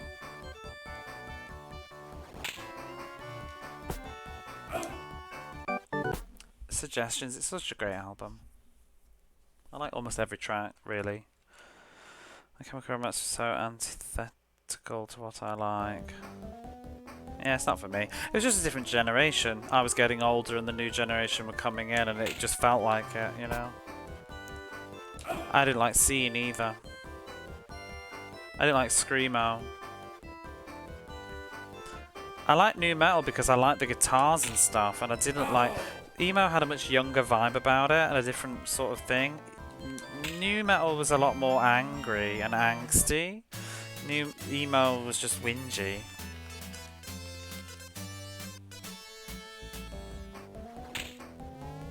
And nu metal just had... Nu metal sounded better at max volume. The guitars were just so fucking good. Like, if you want great nu metal stuff, I think probably one of the peak nu metal songs for me, even though I don't like the band that much or listen to them, it's like American Hi-Fi. Not American Hi-Fi, American Head Charge. American Head Charge, what's the song called? Just So You Know. It's such a good song. And I also love Korn Got the Life. Korn have just... I was re-listening to Korn the other week and I just forgot how absolutely insane their bass is in a Korn song. Like, you can listen to 5 seconds of a Korn song and instantly know it's Korn. They just have such a distinct way that they play their instruments. You don't even need to hear the vocals, you know it's Korn immediately. First Cold album. Who's that? Oh, Cold the band? Wait, what did Cold do?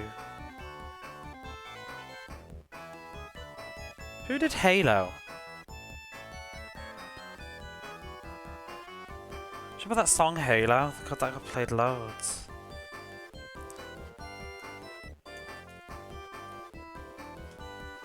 Who's Cold?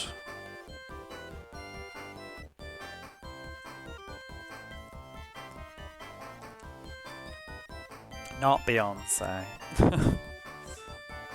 There's a song called Stupid Girl.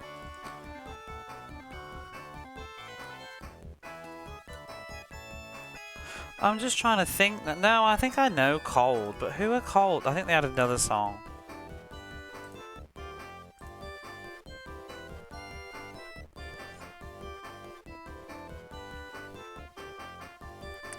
Stupid Girl. I think I know a song by Cole, but I don't. It probably wasn't their most famous. Maybe it was just on TV at the time. No, there was somebody else that sang. There was another band that sang Halo, and I can't remember what they're called now. But I will stone you, with my arms around you.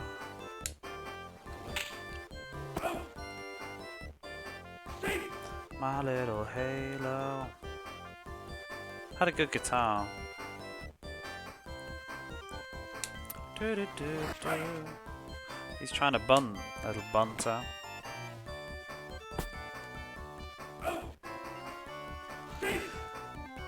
Soil, that's it. It's not Texas.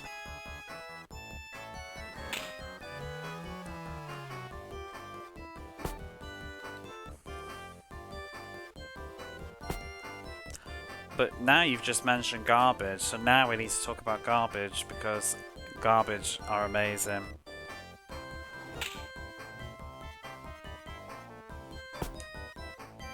What's your favourite Garbage song, if you like them? I absolutely love I Think I'm Paranoid. Obviously, I'm Only Happy When It Rains is a great song, but I love I Think I'm Paranoid. I love, what's the other one? I used to really like Androgyny, actually.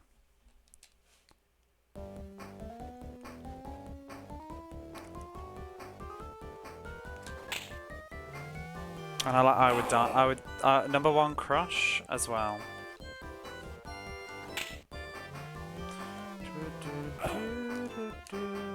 Oh, you sure? Garbage are great. So good. So talented as well.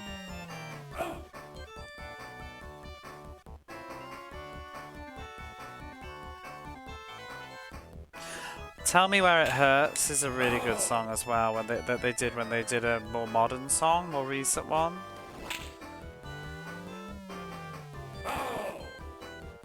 Butch Vig.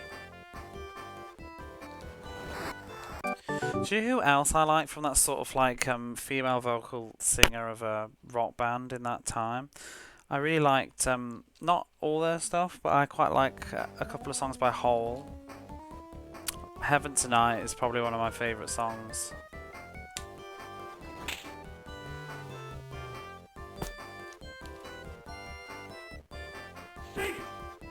Oh, you would definitely you must know Only Happy When It Rains. Actually, don't know about your age. You might have missed it just a little bit, but you'll know other stuff though. They're pretty commercial Garbage.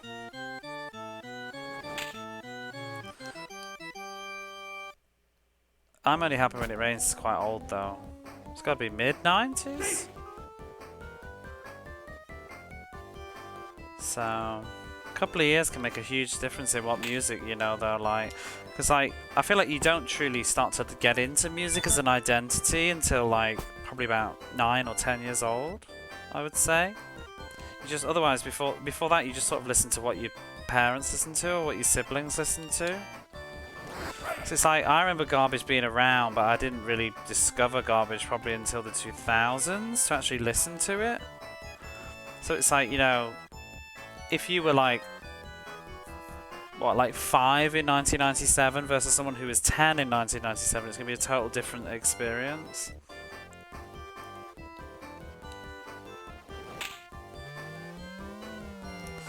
I mean, the first music that I remember really getting into as an individual that wasn't coming from my brothers and sisters or my parents was probably the Spice Girls. Oh, I really like music, yeah. But I don't think I truly got into music probably until I was about 12, 13. I started listening to a lot of trance music. I like Alice DJ. I remember that being a big song that I really liked. Alice DJ, Better Off Alone. I got the single. But it wasn't Better Off Alone that I got. I got Back in My Life. But it also had Better Off Alone on it. I also got really into Sash. I love the song Ecuador. And I got into Daft Punk. I liked Daft Punk's album. What was it? What was Daft Punk's album? Was it Discovery? The one that had One More Time on it. Although I actually think their album was not as good as the singles. I was a little bit... Discovery was the first... Yeah, Discovery was one of my first albums, actually. Spice Girls Spice was my first album. I had it on cassette, but I think Discovery might have been my first CD that hadn't been given to me. I always wanted Aqua's album and I never got it. I always wanted Aqua. I loved Aqua. No, I've actually never sat down and watched it. I've seen bits of it, but I've never sat down and seen the whole thing. Probably should.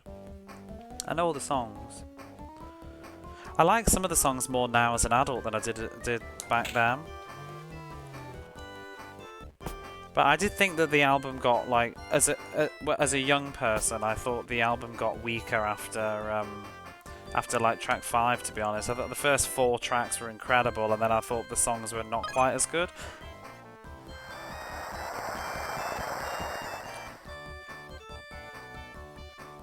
Invisible Touch.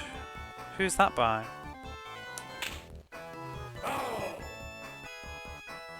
Face to Face. You know, Face to Face was the one that I was just thinking about. That I think that one's grown on me as an adult. Genesis. I feel like I don't know many Genesis songs, but there was one song that I really liked. Gonna have to think now. There's something weird about Being Crazy. Was it? What was the one that has Spitting Image in the music video? That's a good Genesis song.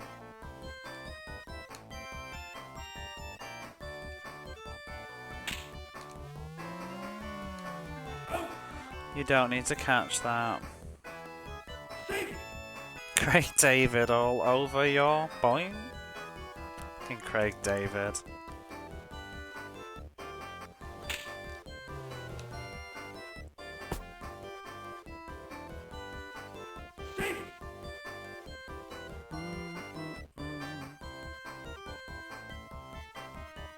What's your flavour? Fucking Craig David. That's so funny. Get all about Craig David. It's Land of Confusion. Oh, how does it go? That is the song. How does that one go? It's bugging me now. Hasn't it been sampled recently? Or does it sample something? Go back, boys! Ah! Pressing the wrong buttons again. This is the world we live in. That's it. Because Alcazar sampled it, and I quite like that. I didn't realise until recently that it was a sample. And these are the hands we're given. That one, yeah. But Alcazar did it, didn't they? What was the song that they did? They used that hook. I think it was just called This Is the World We Live In by Alcazar. I bet nobody even knows what I'm talking about, who Alcazar are. They're like some Eurobeat, Europop group in the 2000s. They did that Crying at the Discotheque.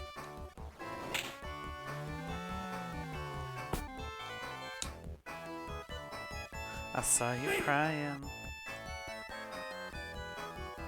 Eurovision kind of stuff. I mean, they probably could do, but it's more just like Europop. You know, just like dance music that Euro does so well. But it was more with the 2000s spin on it. Alcazar.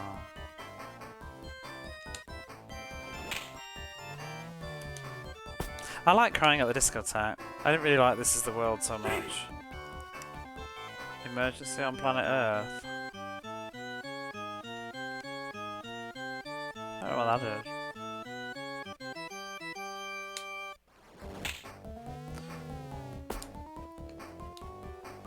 Jamiroquai. I was never that big on Jamiroquai, but no real reason.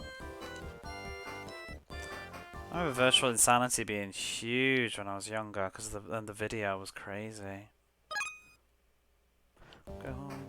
You know, I actually went through a bit ago on YouTube Jamiroquai, and I was going through all of the songs, and it was a bit like I was saying with Texas a while ago. Couldn't believe how many songs by Jamiroquai I knew, because all I can name to you right now is Deeper Underground and Virtual Insanity. And then I was just looking at it, I was like, oh, I know that one, oh, I know that one, oh, I know that one, oh, I know that one, oh, I know that one. It's like you had hit after hit after hit after hit. It's very easy listening, but I've never felt compelled to actually like put it on myself. Just having that move in. That's the album, isn't it, with Virtual Insanity on it? Da, da, da, da.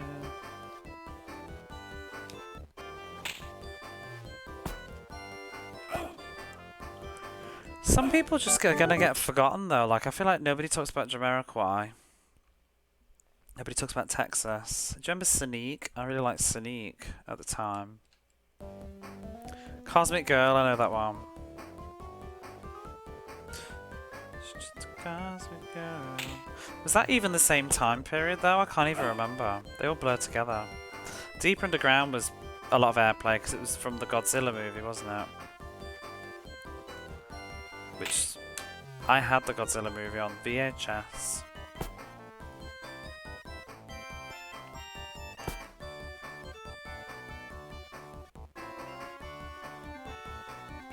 Traveling with that move in.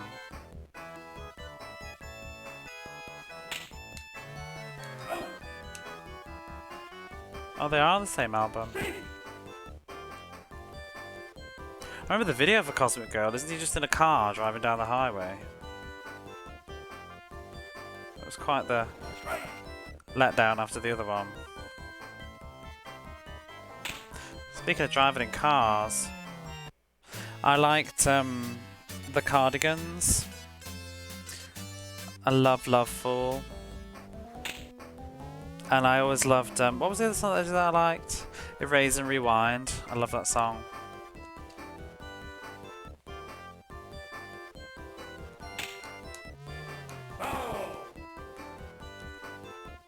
But the link is, I'm thinking of Favourite Game, which is her just in a car.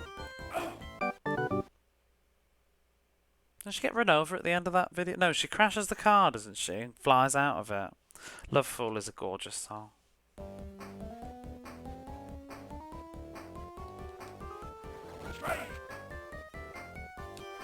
It's timeless as well.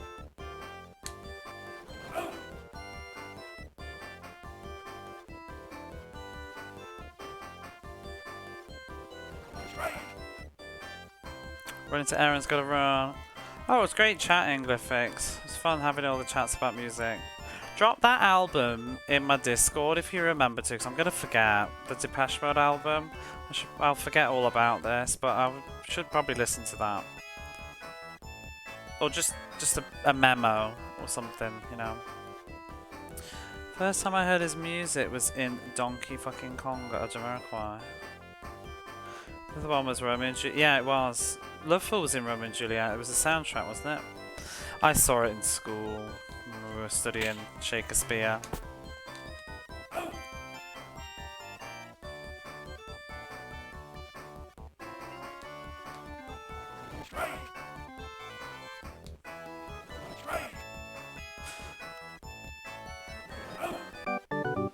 I win! Woohoo!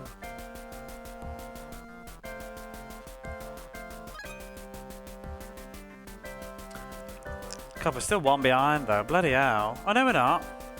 Wait, oh no, we are. We're Boston.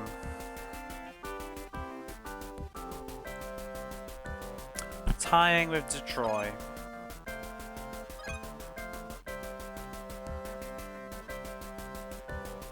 Well, I might take a wee little break, and we can continue this chat.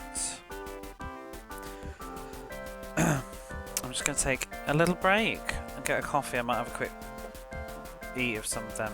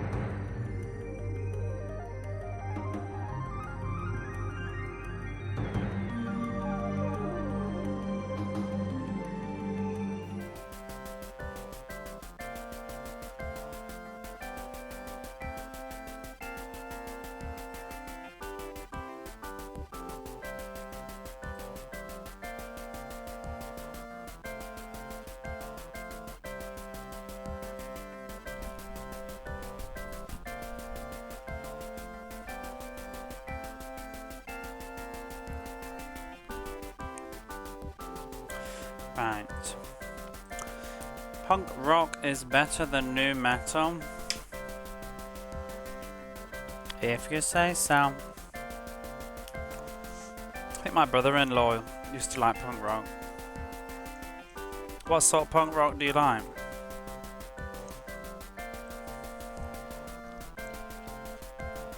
Do you know much British punk rock?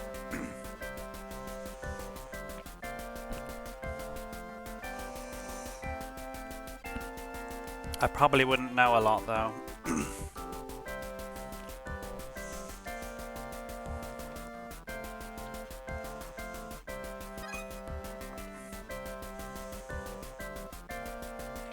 And he was really into Madness as well. But Misfits. Do you know the toy dolls? He was into them. They were more like a, well, not novelty, but more like kind of novelty punk rock. Kind of silly songs.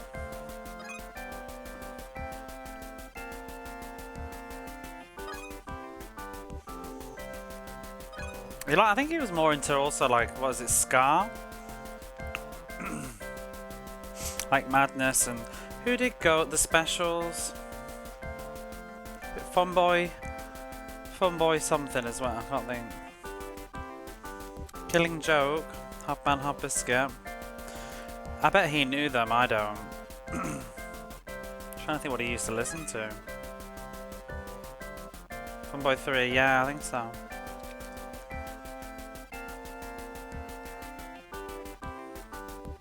I just used to listen to some of it in the car. I didn't really necessarily always know what I was listening to. The Clash, yeah. Was it the Jam as well? I always mix them up.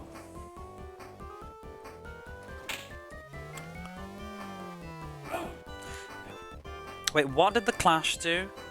Who did London Calling? Is that the Clash or the Jam? And who did I Fought the Law?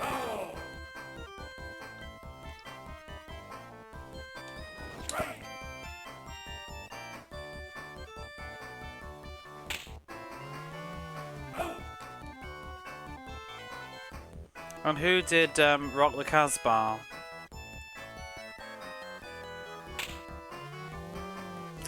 I like that one.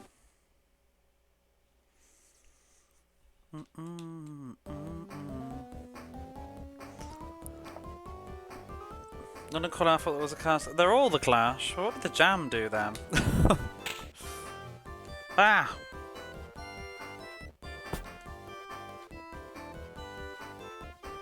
I think he was also probably very into, what's the band called? That preceded New Order, with the singer that died. Joy Division. Is that even punk though? I don't even know what genre that is. It's sort of a weird... Because punk's such a weird genre, because I feel like punk's gone around many times under different guises, because we had punk rock in the 2000s, but that was more, that was more like teeny bop, like Sum 41, Blink 182, they're like punk rock, but it's not punk rock like Sex Pistols is punk rock, you know? Town Called Malice, that's it, that's more like, yeah, Town Called Malice, I know that one. Ba ba ba ba ba da ba ba ba ba da ba. Heard that a lot. He definitely liked that. Joy Division. Yeah. Love will tear us apart. If you're Grand Slamming, I'm gonna Grand Slam on the fucking reset. There you go. Have that. See, I prefer New Order myself, but yeah. New Order have got some songs that I adore too. Bizarre Love Triangle. And I forgot what it's called now.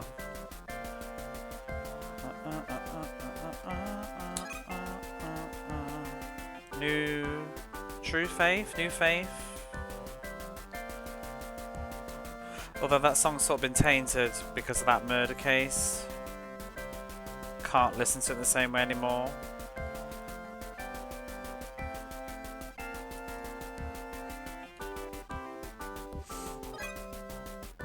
Gotta love New Order. What are you laughing my ass in? What are you laughing your ass off at?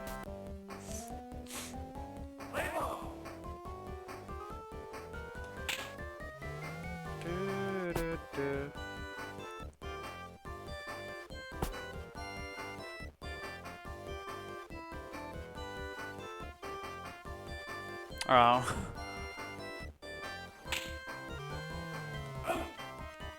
Wow. Did you ever hear that one? Was it, I heard about it before the Netflix documentary, but did you ever see the Netflix documentary Don't Fuck With Cats?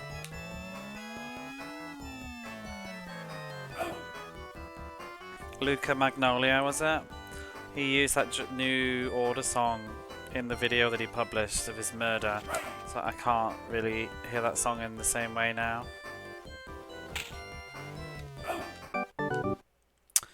Bugger.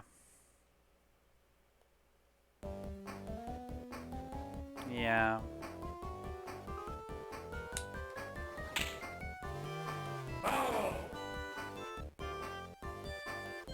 No, it's an exaggeration. I still can. I knew the song before, so it's not really that ruined. But I do still think a little bit of it. But there's something really harrowing about the juxtaposition. Especially the Jam myself have said that. They had a lot of hits. Eaton Rifles, That's Instant, Going Underground. Not sure if I know those. I wouldn't know them by name, that's the problem. I know Town Called Malice because I've heard it since childhood now. I used to listen to a lot of music and not know what it was called.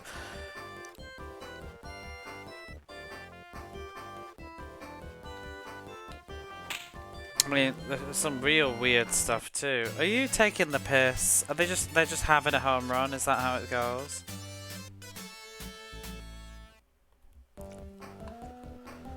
Whatever, California. Was it Temple Tudor? Swords of a Thousand Men. My sister was used to be big into Adam and the Ants as well. So I know a fair bit of Adam and the Ants.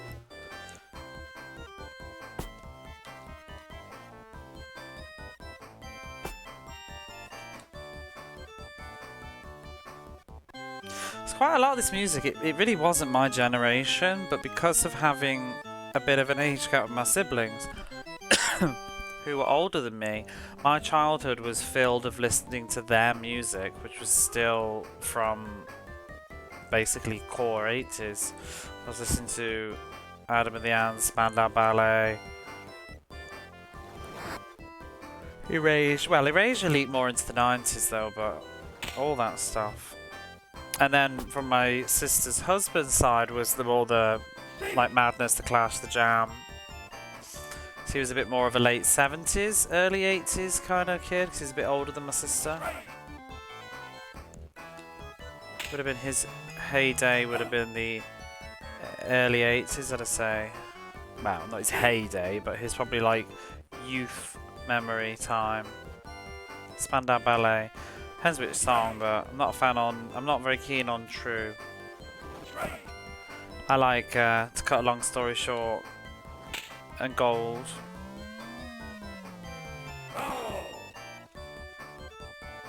Adamant is a force of nature. Gold's a bop. Although I've heard a bit too much now. But I think cut a long story short's great.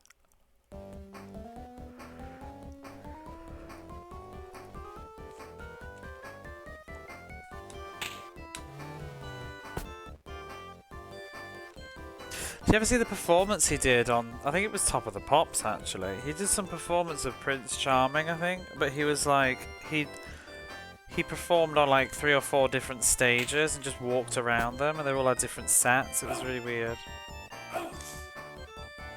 Boo.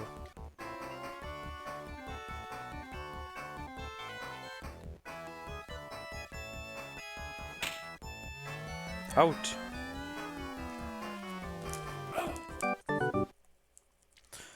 Don't you ever, don't you ever.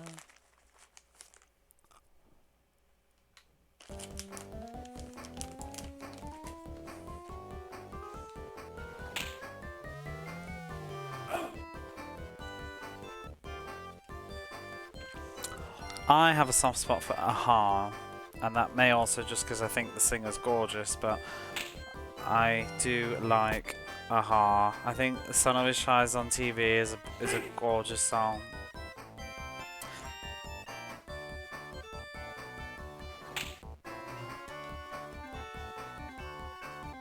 Did you ever hear, I assume everybody knows Aha because we all know Take On Me, but did you ever hear the comeback song that they tried to do in the early 2000s? It was called Analog, and I thought it was such a beautiful song. It was such a shit. They were just kind of a bit old, I think, and nobody's interested at that point, but I was interested. And he was gorgeous. It's like a fine wine.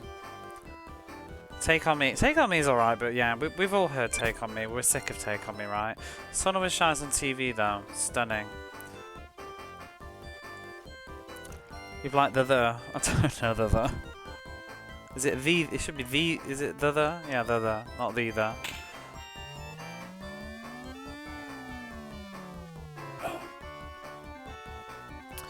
It's reading a guide. Looks like you're flubbing the catch, but it's quicker to dive than walk.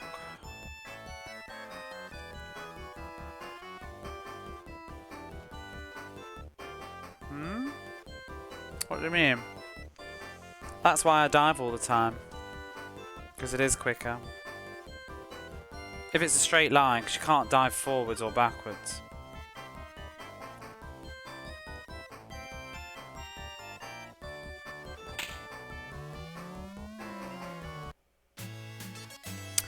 Bastard. If it's a straight line, I'll dive. But I can't run back. I can't dive backwards quickly. You can dive twice in a row. It's kind of trash. I did it earlier actually. I caught a ball that you probably humanly couldn't catch, but I just did 2 dives.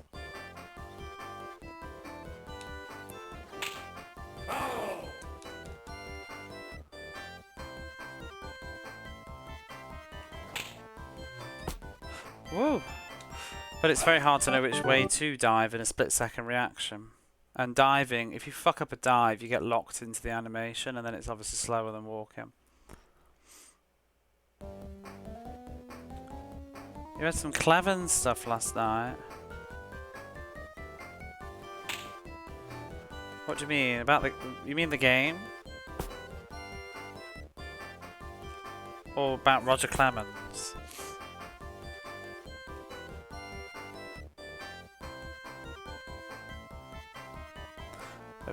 Or if you're on about the guide on game FAQs for the SNES, I've read that one. I'm not sure if it all translates though, but the diving was a really great tip. I've been using it a lot. It's just that the information that they say about about batting doesn't really do any good. To be honest, I think the best thing to do with batting is not think about it. I'm trying to just move a little bit, which is sort of what the guide suggested anyway, but all of it, deep dive. Did you find any other stuff? Like, not just that guide? I tried to read some reviews, because sometimes reviews can be insightful.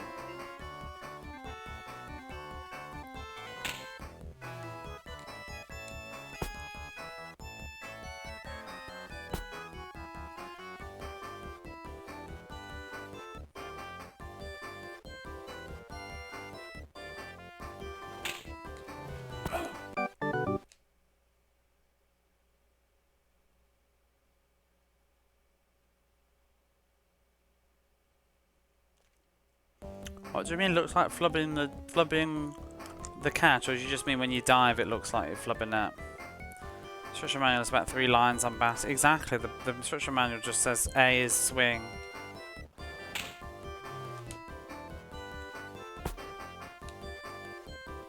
I actually think I'm getting into a fairly good place with catching up. There's certain things that I can't do very well, but I'm getting quite good at it now, I think. Except when they do scummy bunting like that and use a different camera angle to what I was expecting.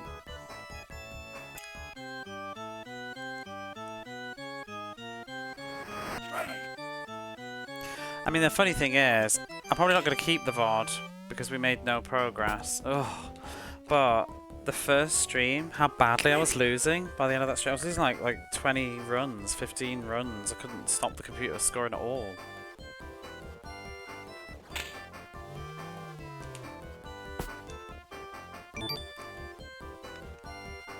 Now it tends to be a lot closer. Except when they, you know, do scummy stuff like do a home run in the final inning. This is not going very well though.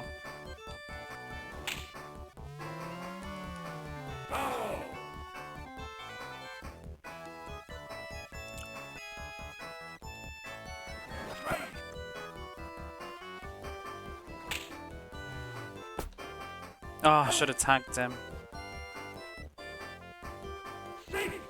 So I don't have time to look at the radar. I'm too busy looking at where I am, so I didn't even know there was somebody coming.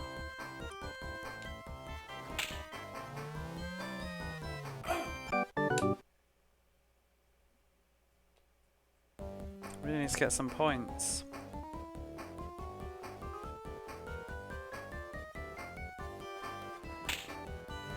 Whoops, not like that.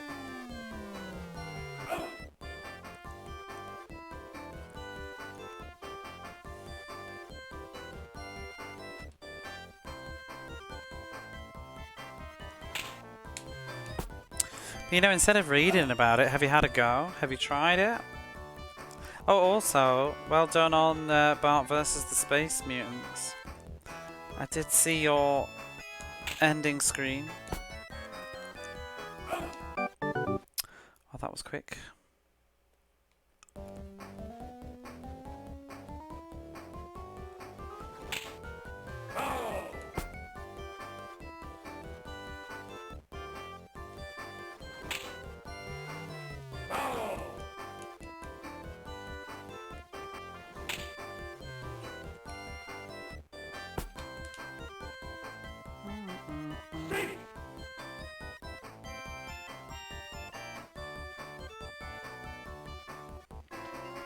Might try and beat zombie my neighbours.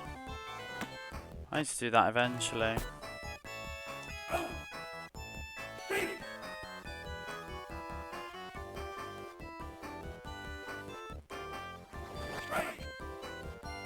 How goes the base of ball? It's balls, Doan. How are you? Oh, you fucker.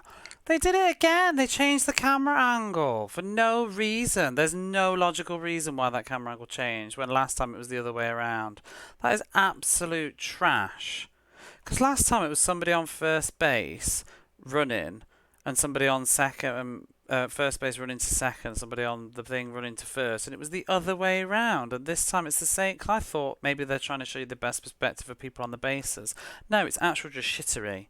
It's actual shittery that they're doing that. Fuck you. It's literally RNG to which way the camera's going to be, so I don't know which way to run. Let me see the Marvels. I can't stop squeeing about the kittens. What's the Marvels? Is that a Marvel movie?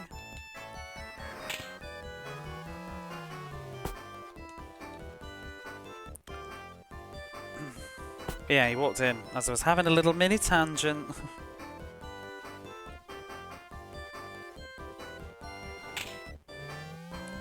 Oh, fuck off. Wow. I'm so behind on Marvel movies.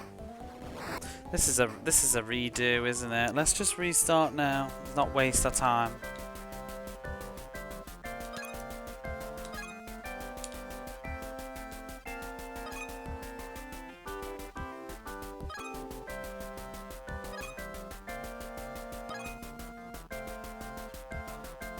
Is this like what? Game 5?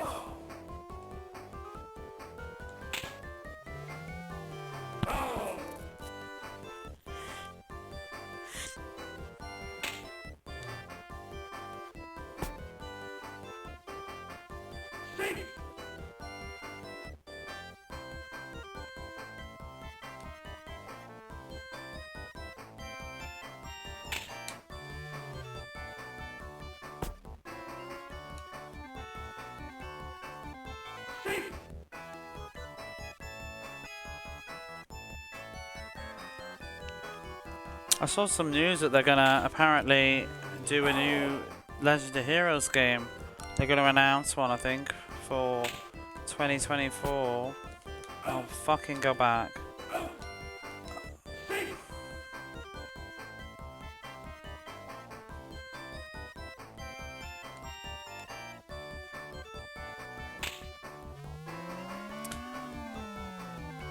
Well, that'd have been nice if you hadn't just got all my bloody people out.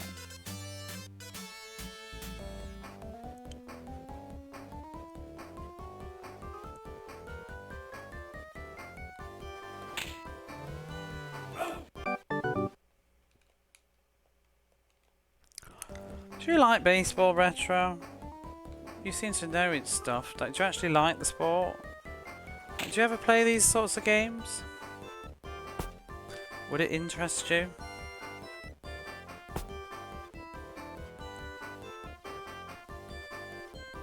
Have you tried any on the Amiga?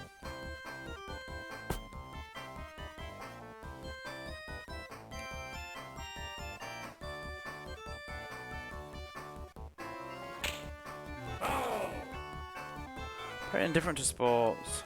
I'm not really into sports. I quite like baseball retro games when they work well.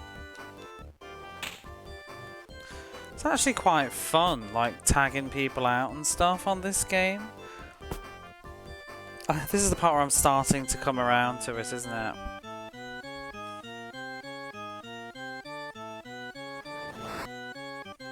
I still think it's a very flawed game though. They're localizing Kuro no Kuseki. I've lost track with the titles on the series at this point. I need to catch up. I've been saying it for years though.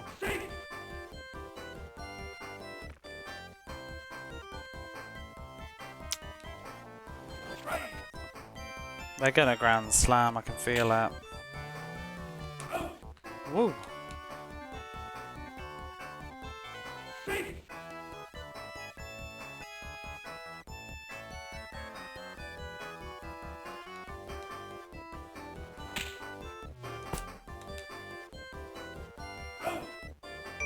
Should have tagged first.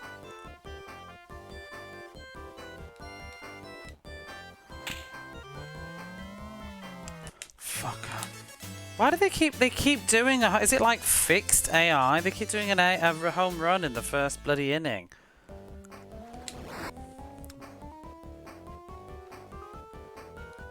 Sporting events on a date?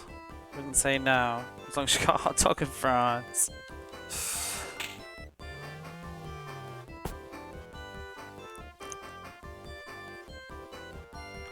Yeah, I wouldn't mind going to watch a baseball game with the right person. And the good weather. I reckon I could get into it now that I actually understand what's going on. Should have tagged him first.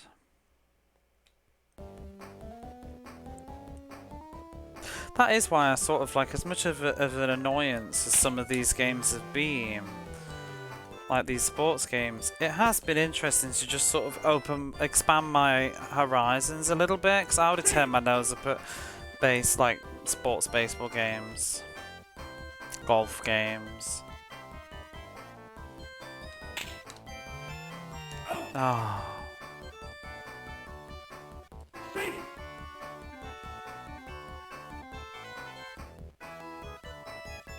It's also quite satisfying to get good at playing them in a way.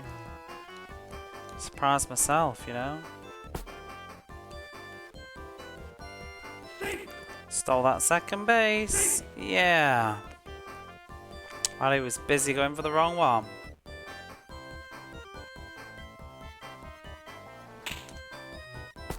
Fuck.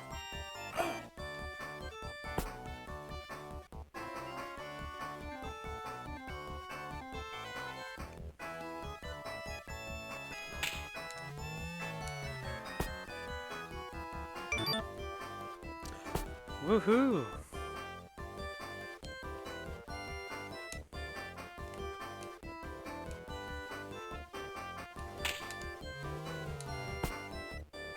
Go, go, go, go, go, I believe!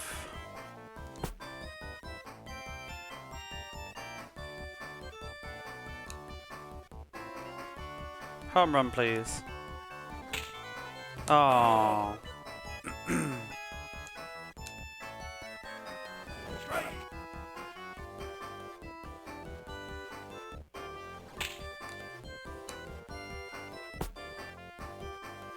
I'm going to take a picture and send it to the footy scran.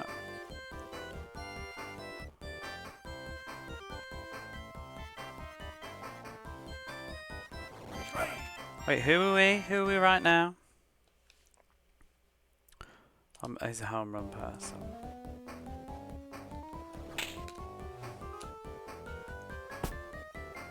Counting down the weeks to... I am, it's creeping up on me. I need a couple more.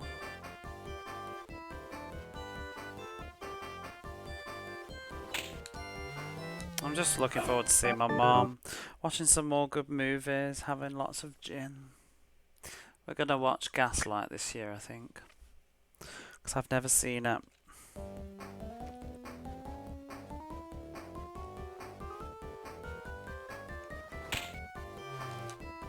At least I don't think I have. No, I haven't.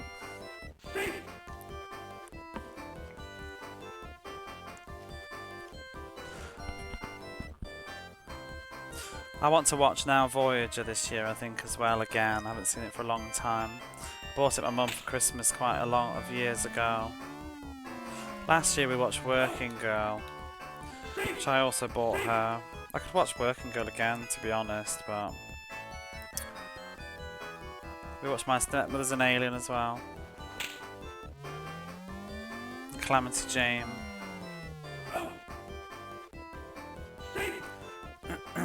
I have no idea either.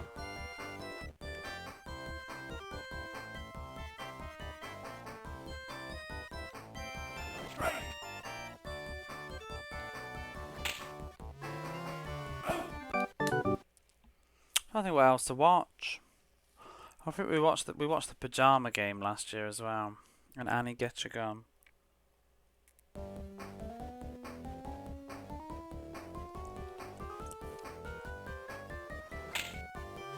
Oh, I think we're gonna watch Love Never Dies, the sequel to Phantom of the Opera.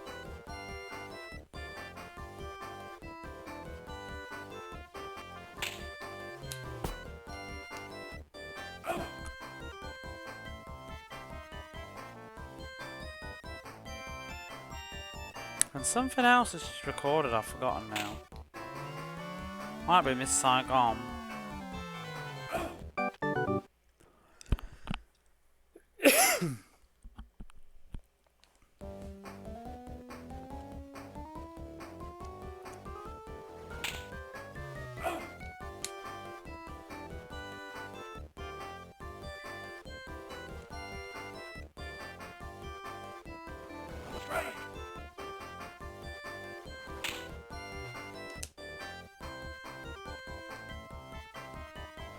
What a hot mess.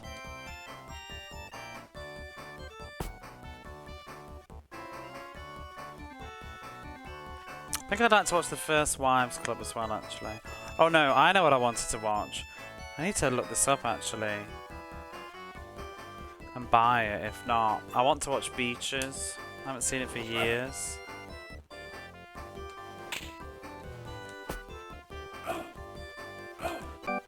Yeah.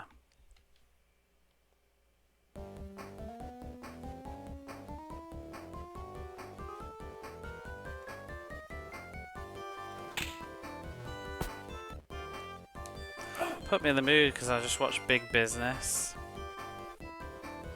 Anything 9 to 5. Do you know Witches of Eastwick would be a good idea? I've actually never seen it. I need to make a memo of that. I reckon my mum would enjoy it as well. I'm gonna pause this game. I'll do it after my batting. Remind me, Witches of Eastwick. I need to add it to a list. So I would definitely watch that. I think my mum would enjoy that too. That's a really good idea. Oh, I'm already out. I need to make a list of these somewhere.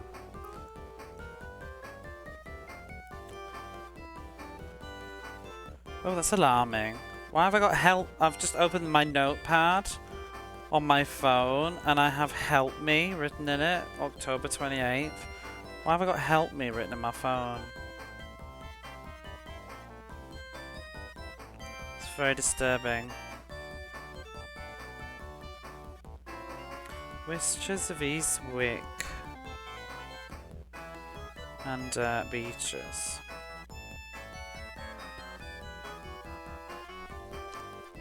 We watched 9 to 5 together the last time I was back before COVID. I mean, we could watch it again, but we've probably seen it fairly recently. That sort of energy though. Was it from Spy? Help me! Two damn good movies. You like Doris Day, don't you, Retro? I was just saying we watched Calamity Jane last year. Oh, I want to watch On Moonlight Bay. I haven't seen that for years. By the Light of the Silvery Moon. Last year I watched with my sister an old favourite. Has anybody ever seen The Pale Face with Bob Hope and Son of Pale Face? I used to like those when I was a kid. Okay, ta-da.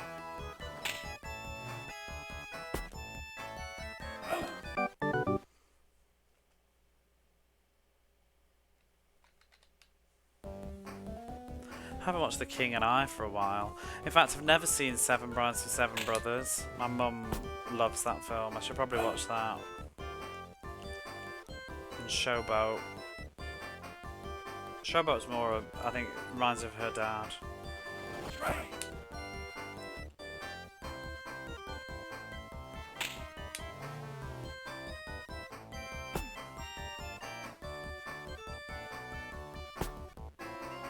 I think Calamity Jane will always be my favourite musical from that era.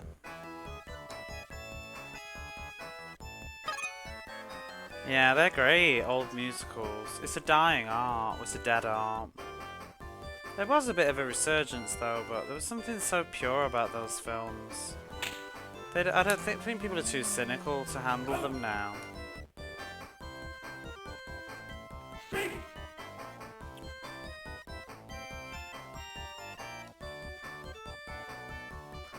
Some people would enjoy them though. You know, it's not totally true, but I think they're not financially viable to make. Like, The Greatest Showman did quite well, didn't it? But that sort of had an edge to it. I haven't even seen it, but just I know the famous songs and stuff. It's just got a bit of a... What is it? This Is Me. That song to me, I don't really like it. But it kind of has an edge of like modern drama, and it reminds us of like X Factor, if that even makes sense. West Side Story.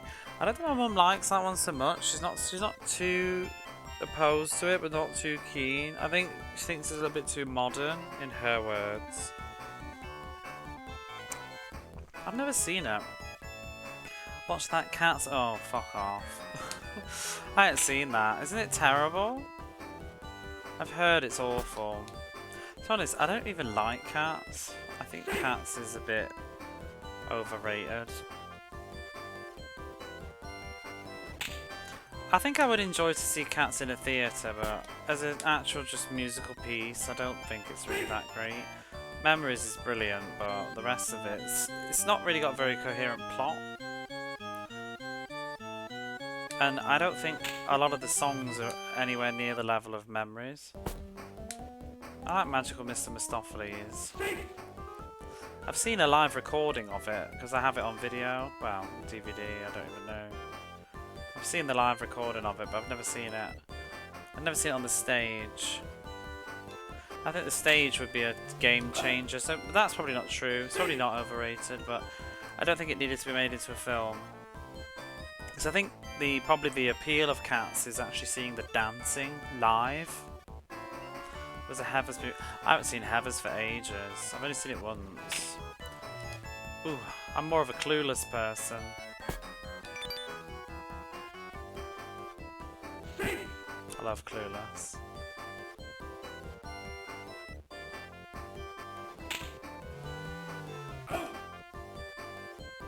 Did you see the you like the Cats movie? Some people, I know someone that likes it, but more in a diabolical way. It's probably going to be one of those movies that becomes cult in the future.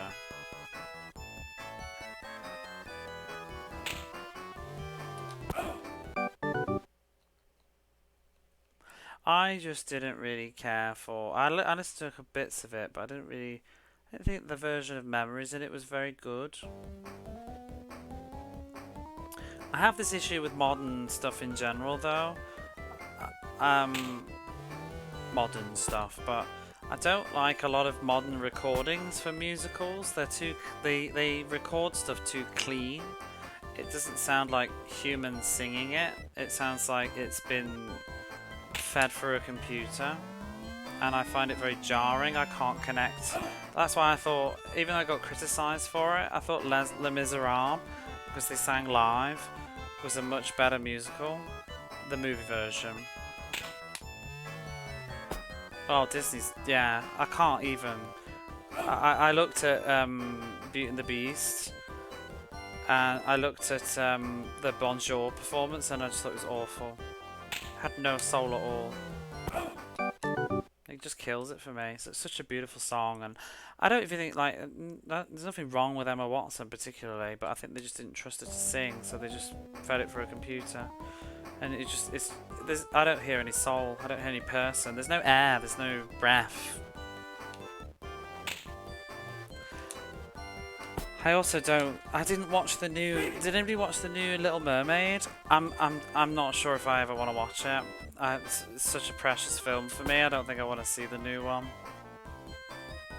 I watched footage of Part of Your World, and I hated it.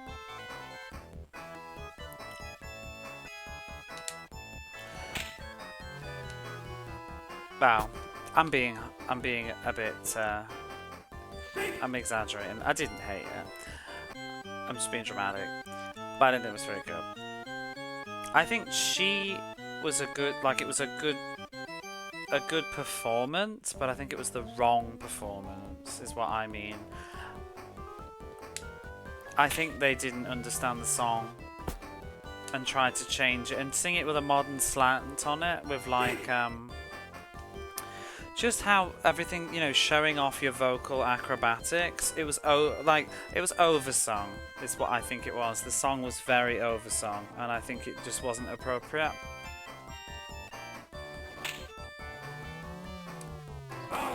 It just missed the message, the core point of it, because it climaxes and crescendos when it shouldn't.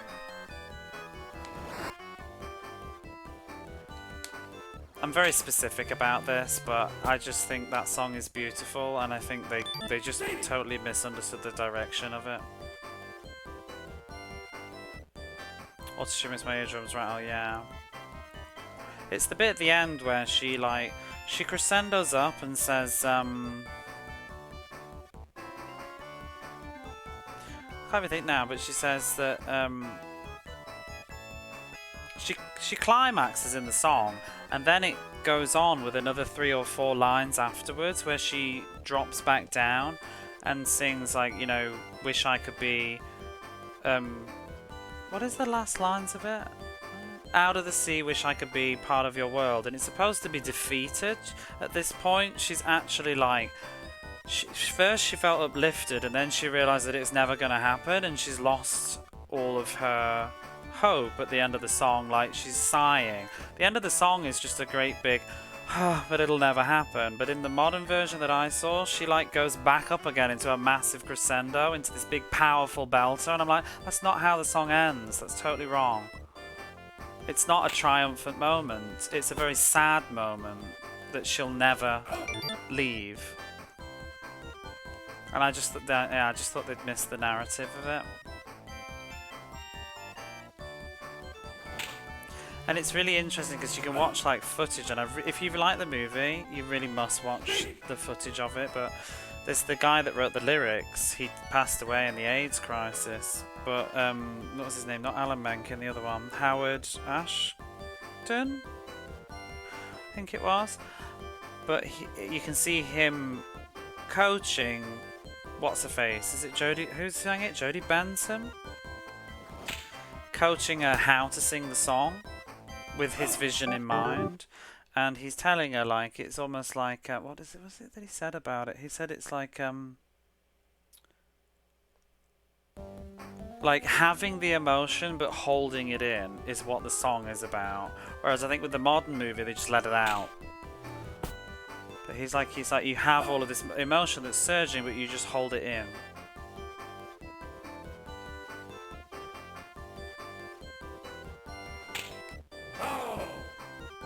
But yeah, I just wasn't very impressed, and I imagine the rest of the movie's going to be like that as well. Something against the actress, you know, she sang well, she has a beautiful voice, but it's just, it's oversung. It's bad direction, I think. Try it flourish, yeah, it's just flip-flopping acrobats to show off vocal talent, but you're missing the point. It's not a song, it's a story. Yeah, I saw clips of it, I wasn't keen. But whatever, the movie wasn't made for me, so people can enjoy it. I'm very happy with the casting of the film. I'm very happy that we can have a different look. I mean, basically, because of the colour of her skin, I'm very happy with the choice to do that. I think it's really nice to have a different role model and let somebody else have a different mermaid. I'm happy for a future generation of little girls or boys watching it that can enjoy it, but I just kind of wish I just wish they'd made a better film, like a better song with it all. That's my only disappointment. Because I was really on board for it, and I was kind of sad that it wasn't what I wanted it to be. Oh, she is, yeah. I was very hyped when the idea first came about, but once I saw the trailer with her singing Part of Your World, I was like, nah, it's not for me. Don't like the choices. I felt the same way with Beauty and the Beast. I watched bits of that. Beauty and the Beast is my other really favourite Disney movie. Those two are very special to me. They're my childhood Disney. And I saw Emma Watson singing Bonjour and I was like, yeah, goodbye. Au revoir.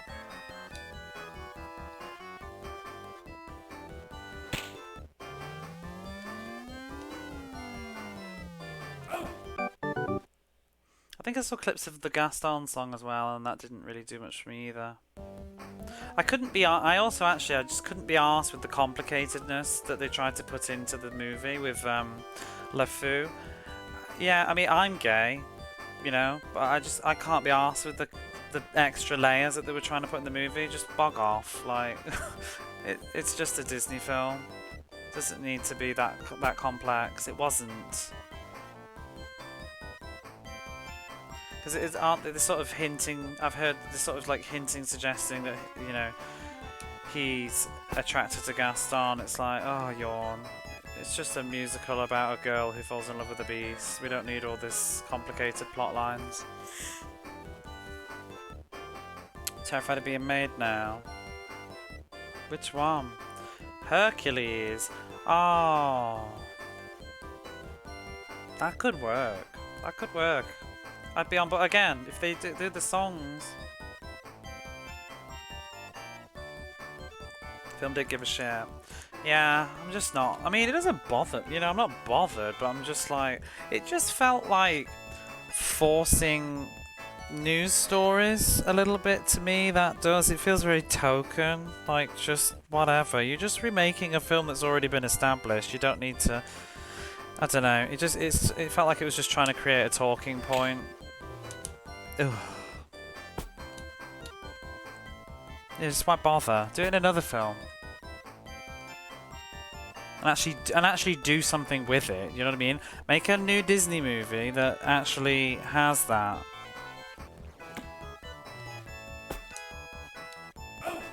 That's the thing. Tangled was my favourite. That's an interesting choice. I didn't mind Tangled. I watched it on a plane. I've only seen it once though.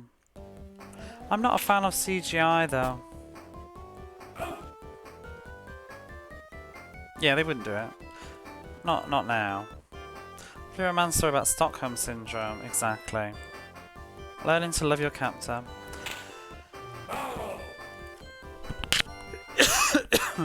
Excuse me. My throat's going again.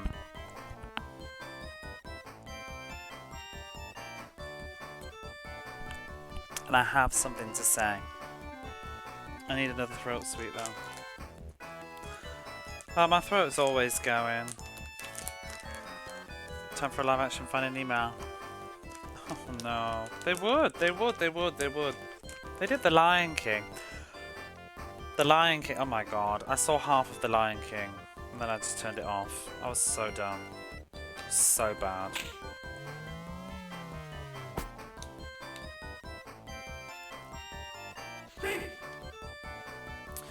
But yeah, for me, like, you know, you've got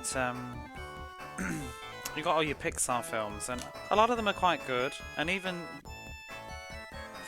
I just think they lean too hard into trying to be entertaining for both adults and children, and too much for the adults. I think they try too hard to have jokes that go over kids' heads and adults can find funny, and I find that a little bit. I can't even think of the word, but I just find it a little bit tainted. Real fish as well, not people dressed as fish. People dressed as fish would be better. Imagine they did it like cats, but with fish. Finding Nemo the musical.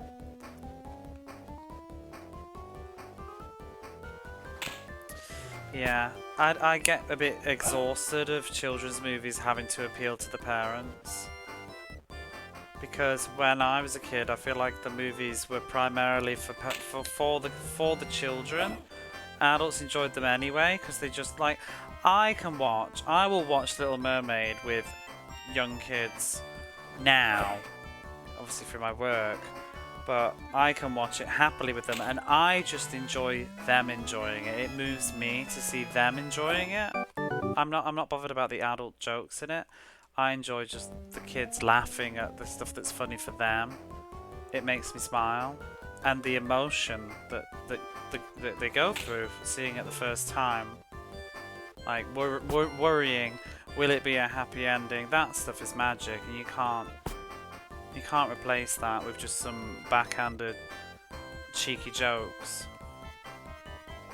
That being said though, I do think that Pixar do make some lovely movies. I think Up is wonderful. But it's also a little bit heavy. It's a very heavy film. At the start especially. But for me, the moment that I think defines like old Disney movies is the ending of Beauty and the Beast. When the Beast is lying on the floor and she thinks he's dead, and she says that she loves him, and then it starts to, and it's raining, and then the music kicks in. The music in that movie is so good.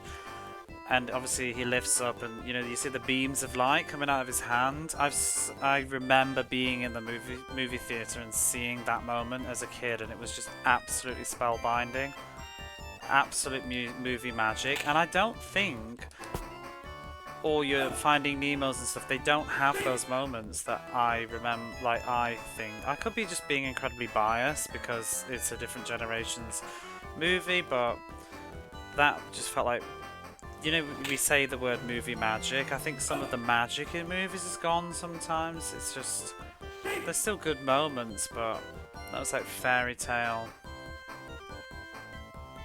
And the same with The Little Mermaid at the end. Yeah, it's just human drama, and also it's all like deep and stuff, you know, like sometimes it almost feels like it's written for adults. Like, you'll see the new Toy Story movie and it's like trending on social media, the ending of Toy Story or something, and how it was like, it struck a chord like we can all relate to, and I'm just like, just make a movie for kids. Like, it should be the kids that are relating to it, not the adults like missing their childhood and stuff, you know. It's just a kids movie. Or like in Toy Story 4, like Andy's gotten older and blah blah blah or something. Like, your 5-year-old don't care.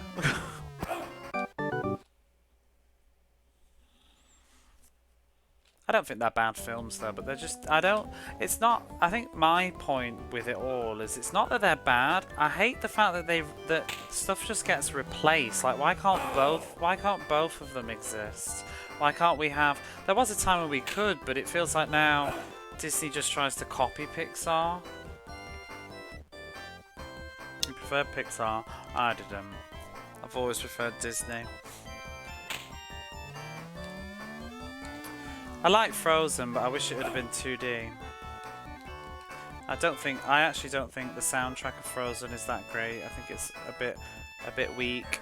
I think Let It Go, you know, Let It Go is a showstopper, but I think the rest of the film soundtrack isn't actually that good. I thought Frozen 2 had a better soundtrack, actually. I quite like Frozen 2. Encanto, what's that? Is that a newer one?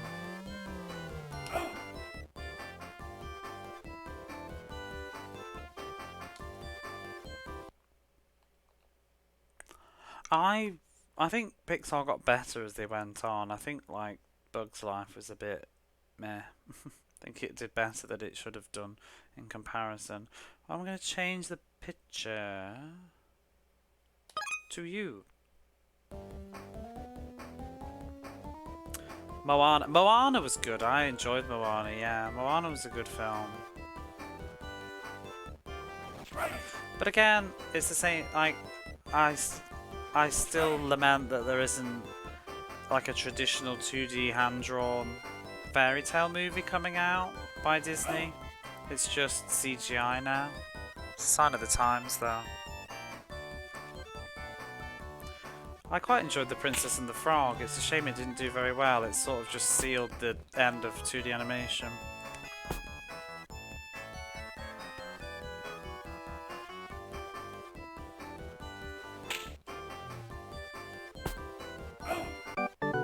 Woo! We win! Another game. Yeah, exactly. You need that ground element. God, when will we be at the top? Toronto and Detroit are slaying it.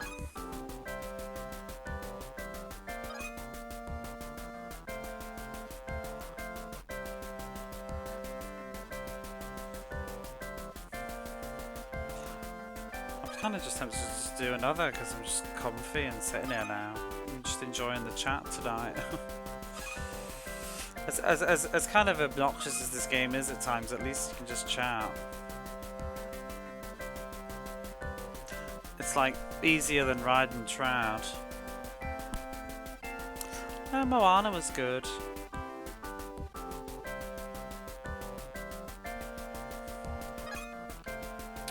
I just miss those movie moments. One of the Disney films that I think is really underrated is Pocahontas. I think that's a really good film. Ooh, I like their outfit. They got green on. I think what's particularly underrated about Pocahontas is the soundtrack. It's just beautiful. All that era of Disney was so good. When Alan Menken was composing everything. Just Around the River Bend is one of my favourite Disney songs.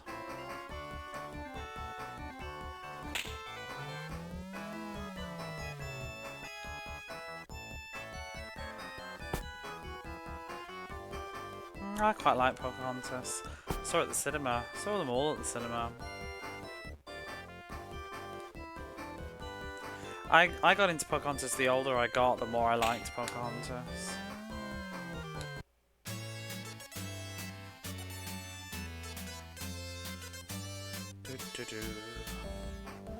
Hey, Chrono Gear. My favourite was always Hunchback of Notre Dame, though. The music in that is incredible too. Honestly, that era of Disney. See, I low-key don't like The Lion King that much because the music's not as good. Movie's quite good, but I do think the music's much weaker than the other Disney films. Be Prepared to Bop. Just Can't Wait to Be King is good, but Can You Feel the Love Tonight is... ugh. Hunchback is crazy good. The Hellfire song. Ooh. But the song at the start, you know, that Quasimodo sings in the what you call it, the roofers of the Notre Dame out there. That song, every time it just makes the hairs on my neck stand up. It gives me goosebumps. It's such a gorgeous song. At the end, when he belts out that note at the end to spend one day out there, oh, it's so good. I can hear it mentally in my brain right now.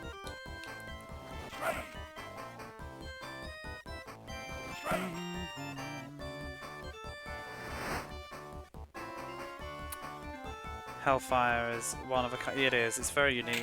It's a very bold film. I think it's a bit of a confused. I think the film, as in its entirety, is not perfect. It's a little bit confused in what it wants to do, but musically, it's a masterpiece. Well, except for A Guy Like You, but we don't need to talk about that one. You needed the comedy song. And she was ooh la la.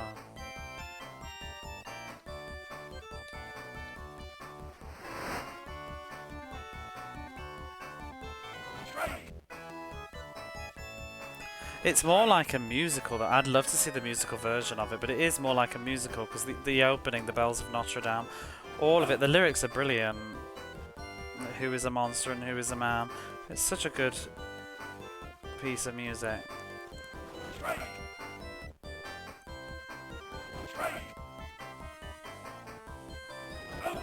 But I also think the same with Pocahontas, because if you go and watch the end of Pocahontas when they sing Savages, and she's running across to try and save James, and she's singing a reprise of the Drums of War. It's so good the way that her vocals are going over the top of it. It's such a... I love... That's theatre, but I love musical theatre. So I love when movies do it. I like Hercules. I don't think it has the the music is different. It has really good music, but in different ways. Like, it doesn't have quite those big ballad moments like other ones do, or powerful moments. I mean, Go the Distance is alright. It's not, but then it has the Zero to Hero is a fantastic song. Lyrically, it is so good. The muses in general, everything that they sing in that movie is so good. But my favourite song is Won't Say I'm in Love. That's such a nice song. And it always kills me that that song's only like 2 minutes long. It needed another verse and a chorus, and it needed a finale. Bless my soul, Herb was on a roll.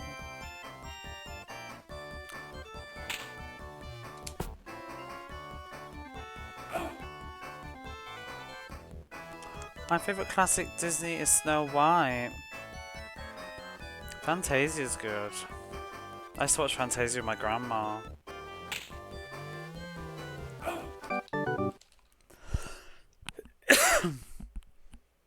Snow White is just is fascinating to watch. But have you ever seen Gulliver's Travels, which is not Disney, but it's made around the same time as Snow White? That's a kind of creepy movie. It's all rotoscoped. Well, I think Gulliver's rotoscoped, not leprechauns, the Lilliputians. It's like a 1930s movie, I think, called Gulliver's Travels.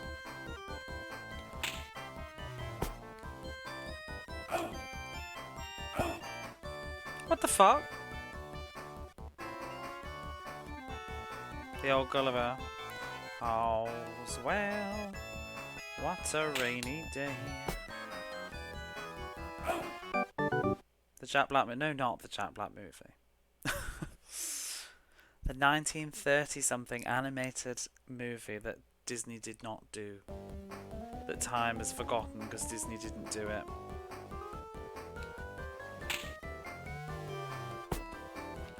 I've never seen the Jack Black movie, actually.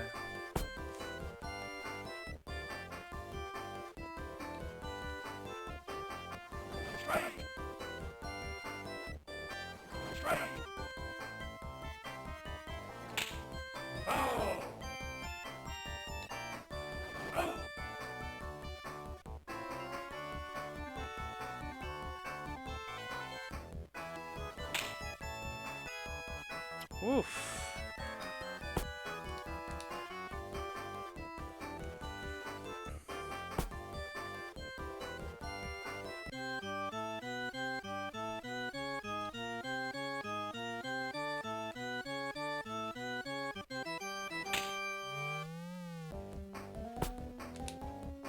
Comes in the Flesher Brothers.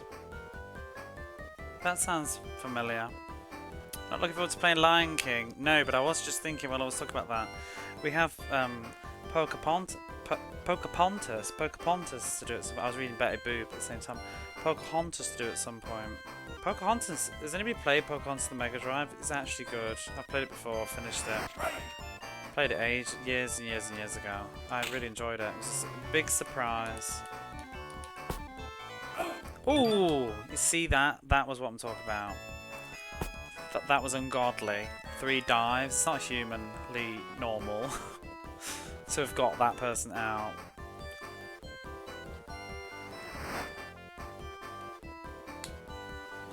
Betty Boop. Oh no.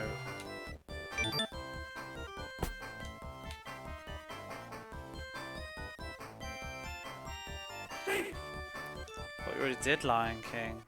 I did play it. Retro Roster redeemed it, and then I think after watching me play it for about 10 minutes, didn't you change your mind? That's how we ended up playing like Art Alive or something instead. I think you were just like, I'm sorry.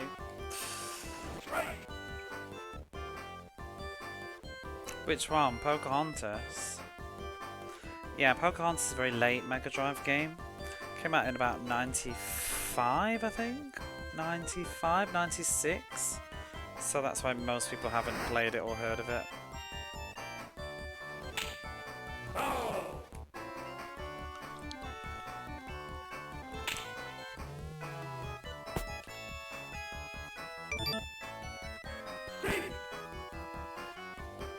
It's more like a cinematic platformer, but without all the horrible death. So you jump in Flashback and like Abe's Odyssey and stuff, like jumping and climbing and stuff. It's like that. You have to work with the raccoon person, Miko,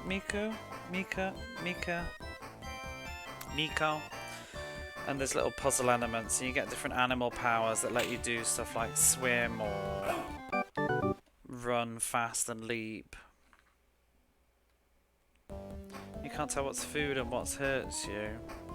It's also just hard as balls. Trying to swing on the hippo's arse and falling in the water.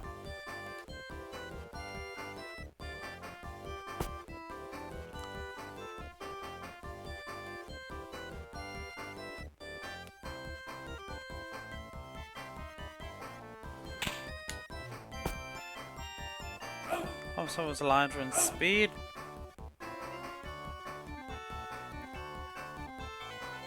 I don't get why he was out. I sent him back. I didn't even look.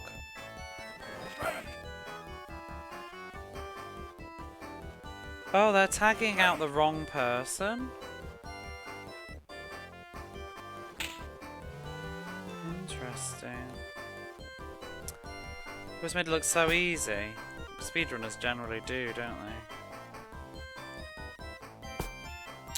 I wonder what the speedrun for this is. You know, I saw people speedrunning Arnold Palmer's Golf when I was trying to find information on how to play it. I found a YouTuber like speedrunning it. It was quite weird. What are we on? 13 hours and 34 minutes.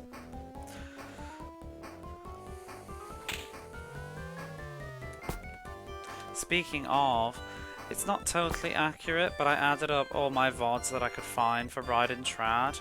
I did 30 hours of Ride and Trad on Twitch in that like week or so. But I had definitely played it like probably another 5 to 10 hours prior to that, I think. So it was probably closer to 40.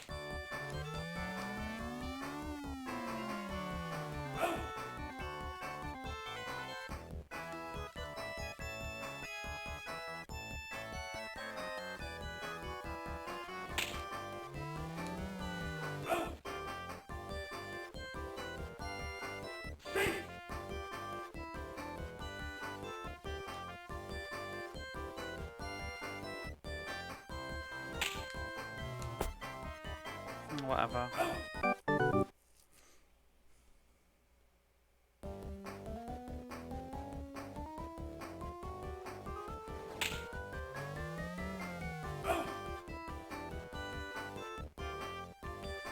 I don't think I could ever speedrun. I've not got the patience.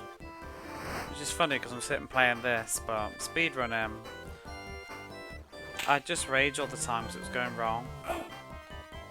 And it would also kill the game for me.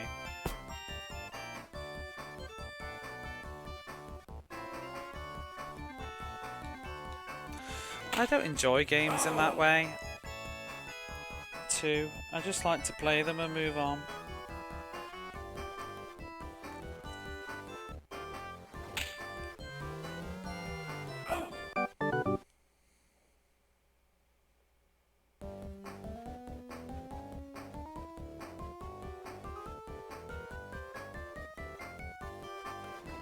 The hell was that ball?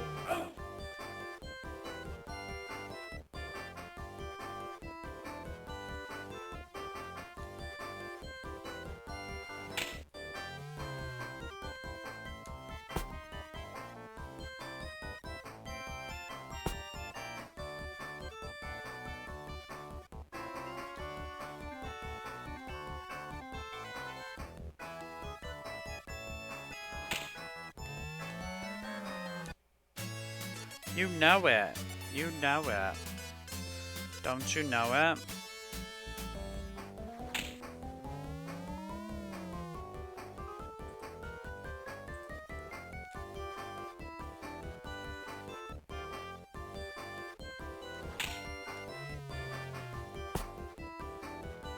That sounds Resident Evil games.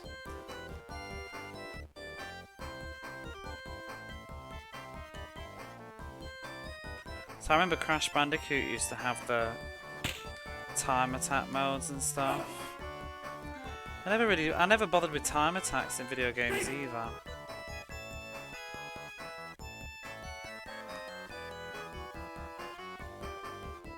Like Sonic Adventure.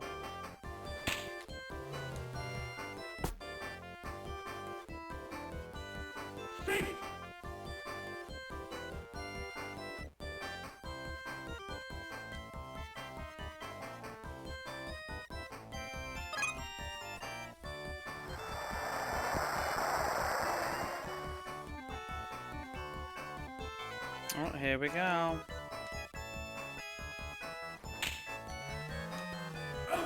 Oof.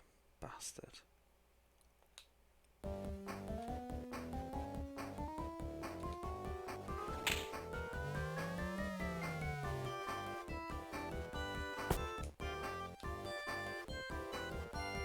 I'm running to second. I'm ready to change my picture.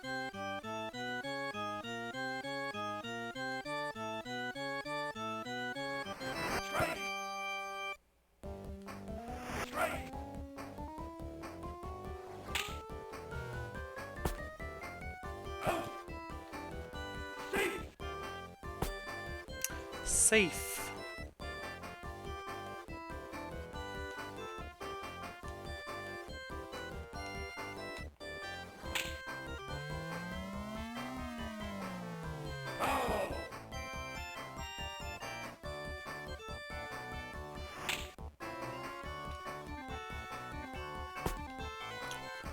I've done Aladdin so far. I think that's it for Disney games, the main ones.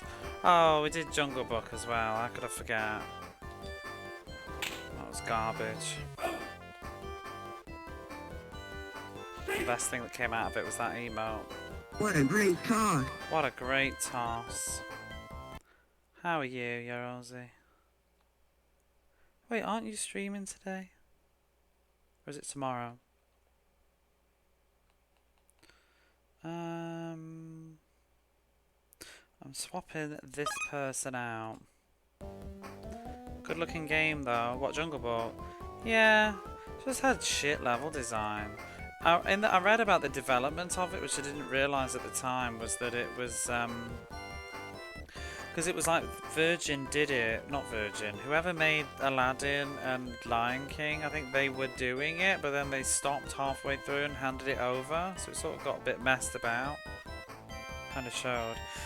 How goes the bases and balls? Better, not great, but better. I think. What is this? This is game 6, and I've won 4 out of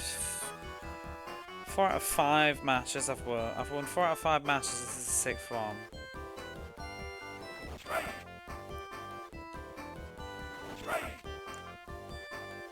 But it's still hard.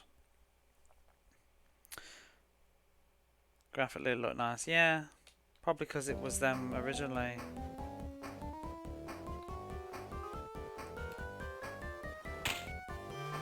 But like finding like 100 diamonds or whatever it was to then exit the level was just lame. It reminded me of like Global Gladiators crap, which Virgin also did.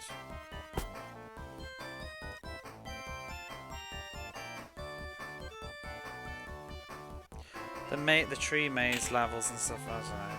But again, some of those games aren't that great. I mean, Lion King isn't that great really anyway. I think Aladdin's the best one.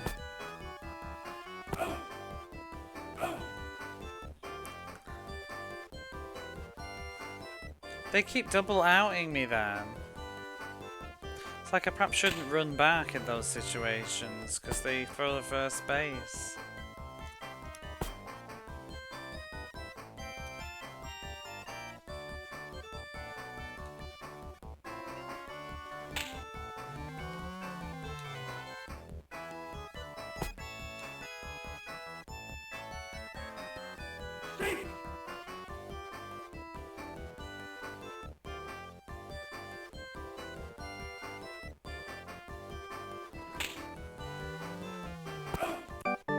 Fucking bugger. These home run people.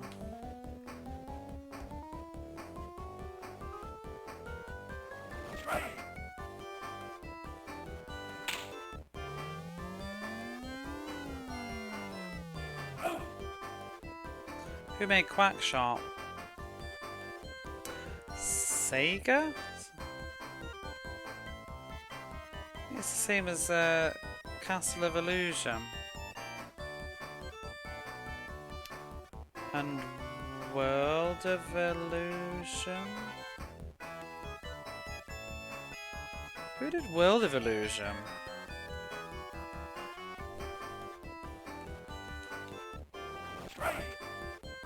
They're Japanese dev, those ones. All of those are Japanese. Castle of Illusion, Quackshot, and World of Illusion. Whereas Lion King, Aladdin and Jungle Book are all Western. And then Mickey Mania is too, but that's Traveller's Tales. I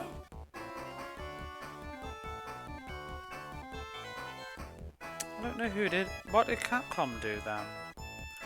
Capcom did Aladdin on the NES, the SNES. But wait, who did the Mystical Circus stuff? That's Capcom, I think. Could be wrong.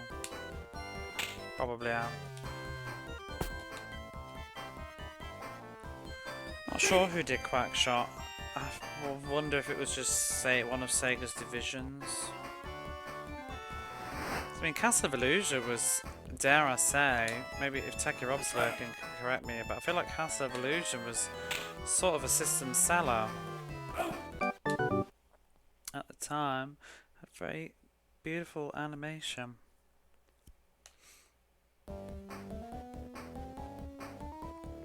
When the NES was still in its life cycle. It's like Castle of Illusion was before Sonic, I think.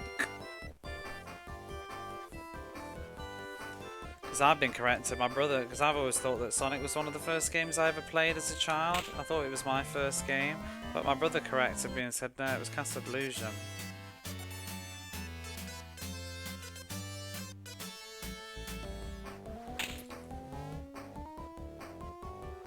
Yeah, 1990. I think it was an early selling point for next gen. Because Sonic's 91, isn't it?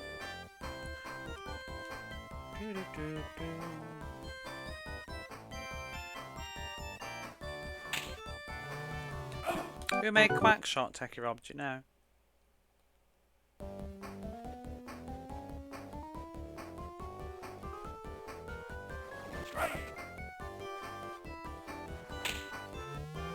Don't you dig.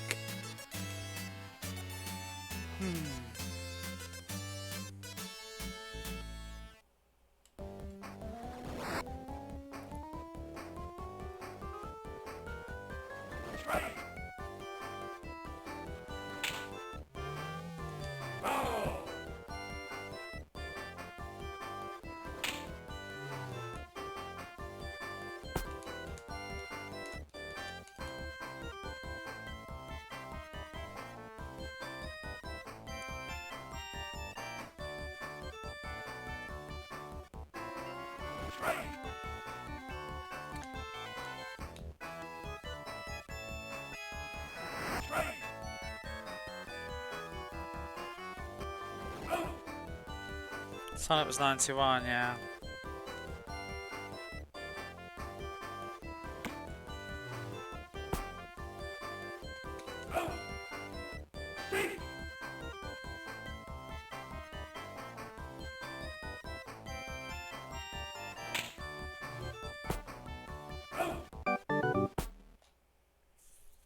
Quackshot was Sega, yeah, I thought so. Good to check. So if not Sega, who else? Can't think.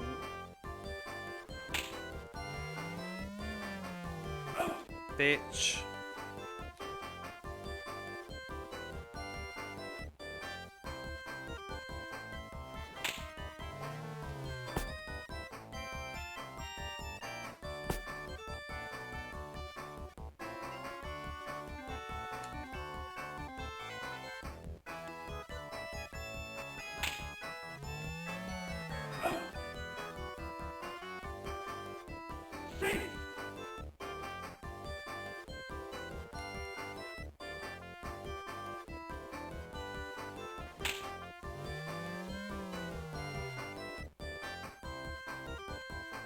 Do do do do. I was wondering if I could get away with the final base there.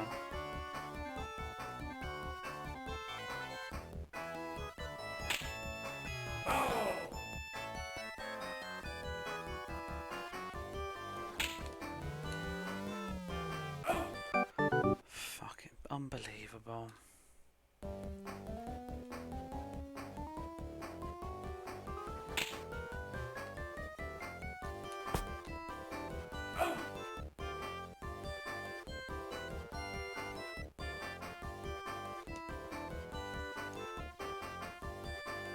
Very tempted to just change my picture.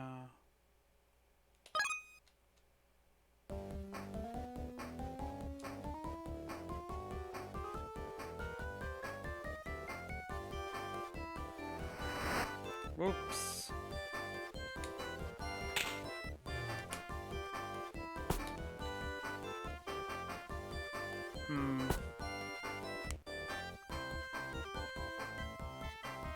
He's left-handed. It's throwing me. Oh, I don't like this picture.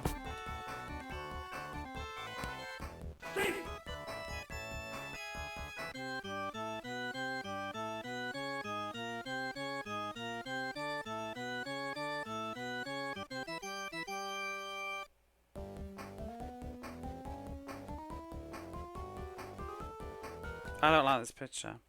I don't like him being left-handed. It's confusing me. Oh, I can't swap anybody over. Wait, no. He is the right hand. Huh?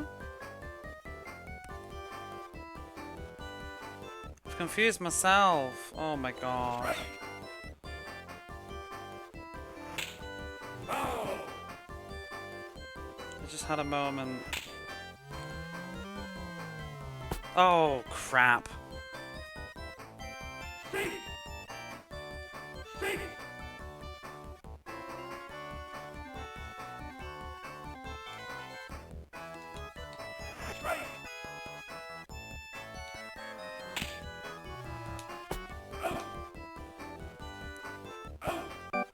Phew. Yeah. Boston crabs. #1. Woo woo woo woo woo.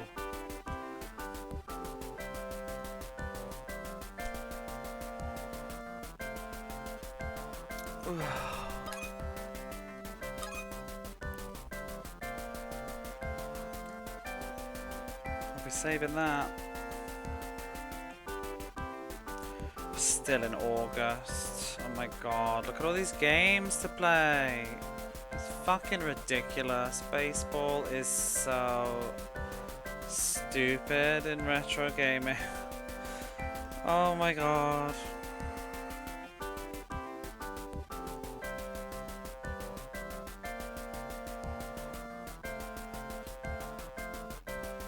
So dumb.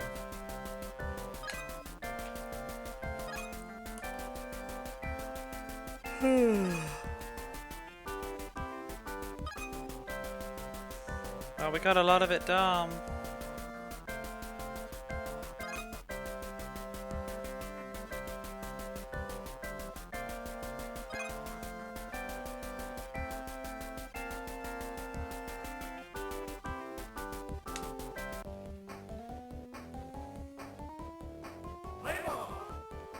Play ball.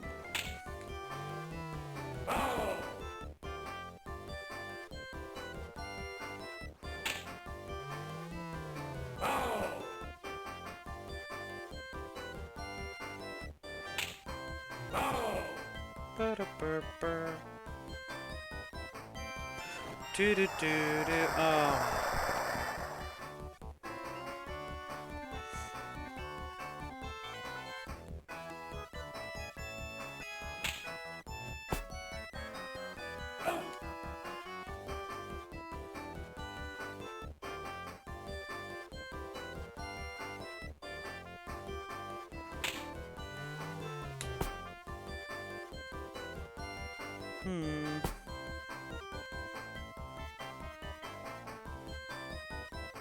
Go crabs.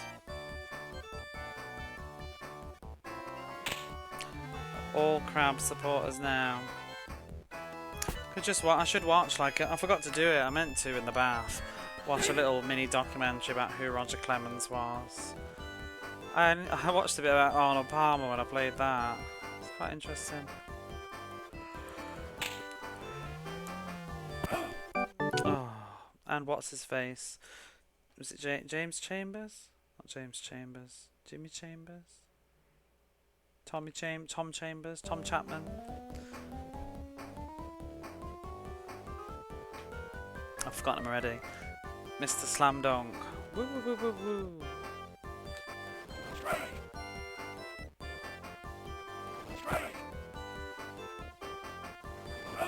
Watched about his crazy slam dunk that he did or something.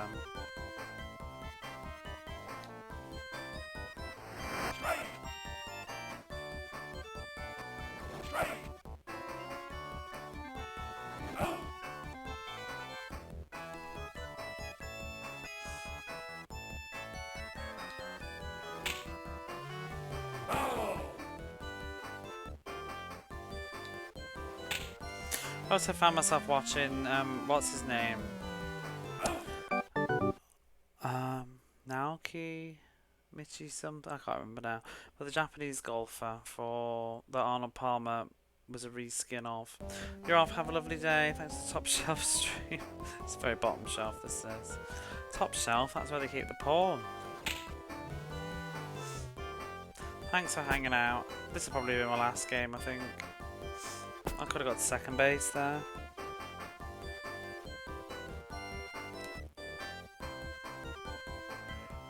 Ooh, I'm getting the yawns, and I do have plans to meet a friend tomorrow.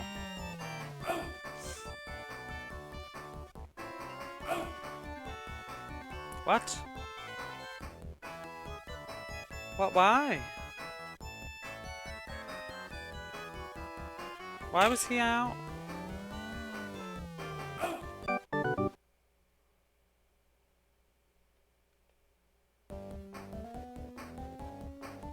Skin didn't help.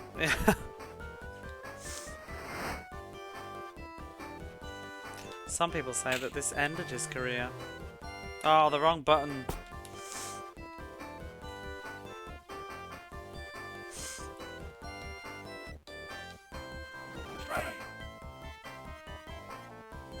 What's MVP baseball mean anyway? What is MVP? Oh, you scumbags.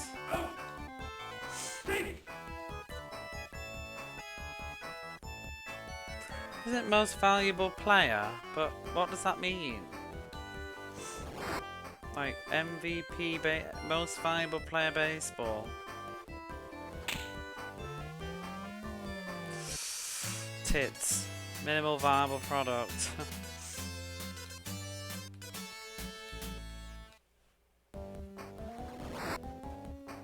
Trying to think about myself now. All I can think about is just... No.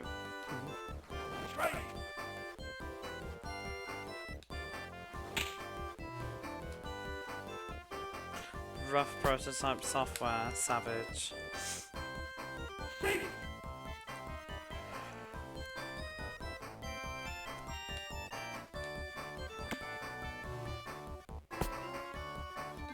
Bunting bitch.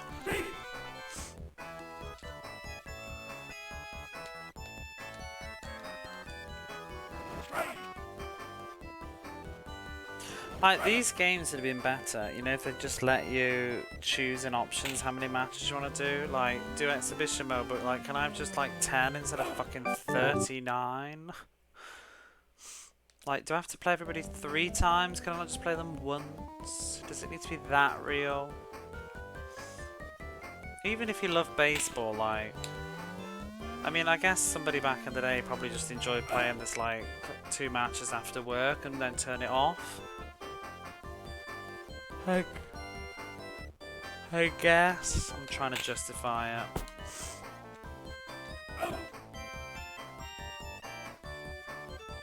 Have those options if you want them though, because I remember when I played NBA Jam and I did the massive whopping tournament, I think you could do in that, and you'd spend ages playing it. But I mean, yeah, you can do a one-on-one match, but I think you don't really get much out of that. Like, tournaments are fun, but 39? 30 fucking 9 of these 20-minute baseball matches. And you gotta win them all? Well, not all of them, but... And then after that, we go to the championships. We have to do best of 7 for the pre-championships. And then we have the championships. Then we have to do the best of 7. It's just madness.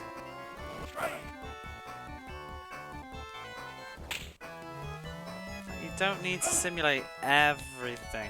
I had that problem with Celtics versus Lakers though. Like, the time for the matches, you couldn't turn it down. So it's that real basketball length. Longer isn't always better. Oop.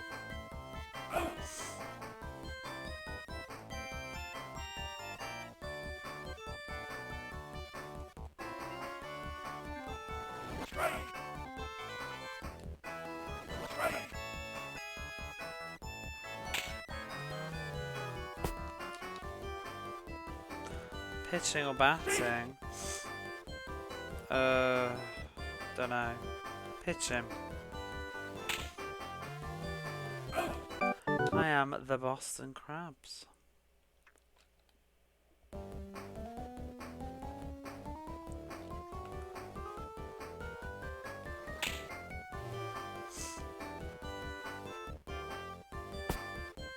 Oh, I should have gone second then. Zoned out.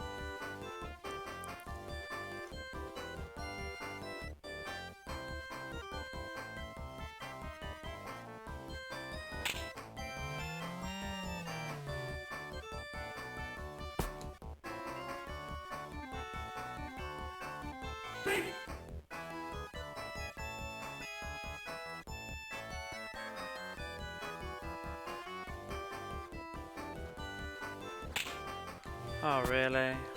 Oh!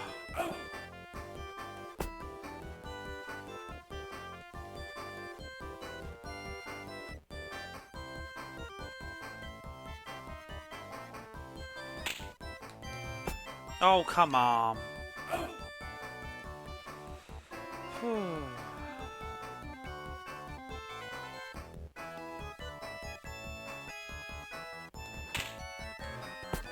What the fuck? Why is it the same hit?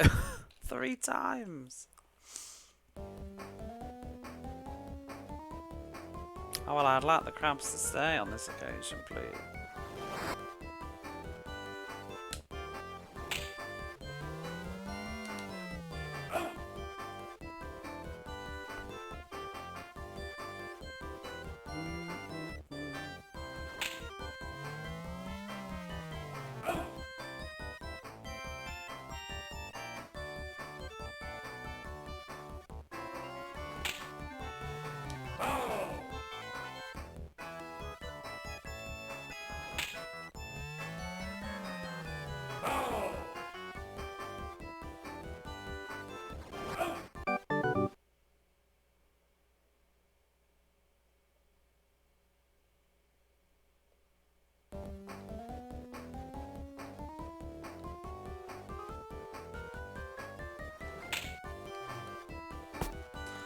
No.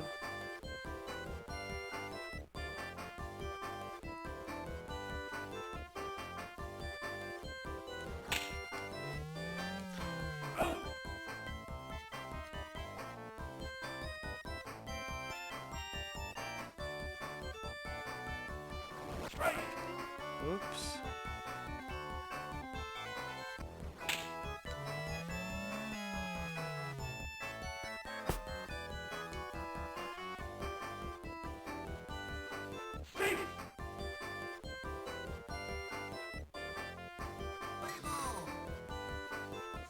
I'm a big baseball fan, not really.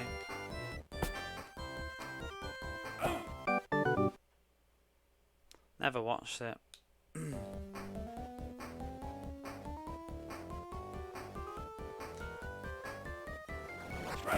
I'm not particularly a fan of this game. Although I'm getting shit.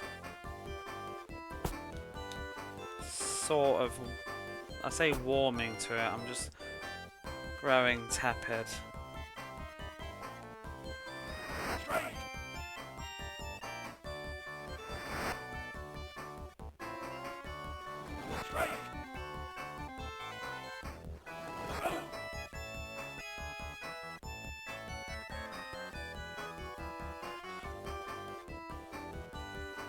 I wonder how popular it got. I wouldn't know, I've never really watched it. I've sort of got the impression it's a bit slow and boring. Much like playing it.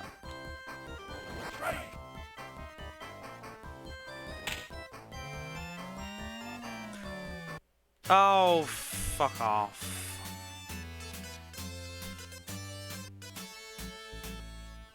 How many is that? 2. Yikes. Might just keep it though, even if I do lose, because we're at the top now anyway. Don't need to win every single match.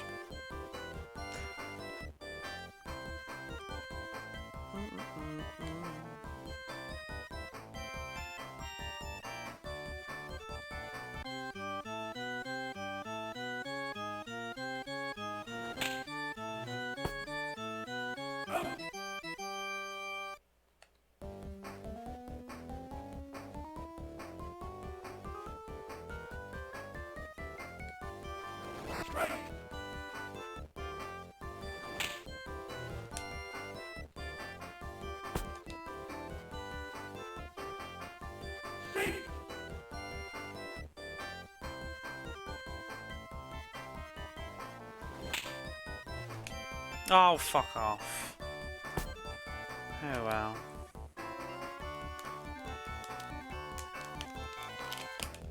Where's my right fielder bonkers?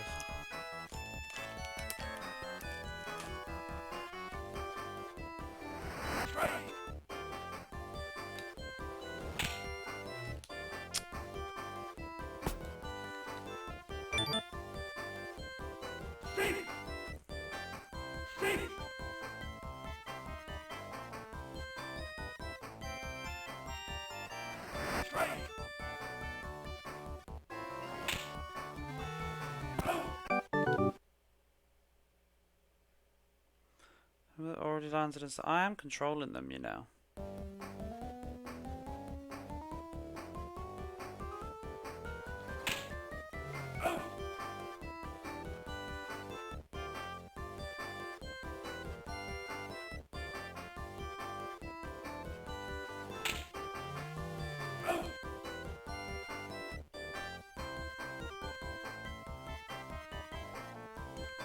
Makes you move faster if you dive.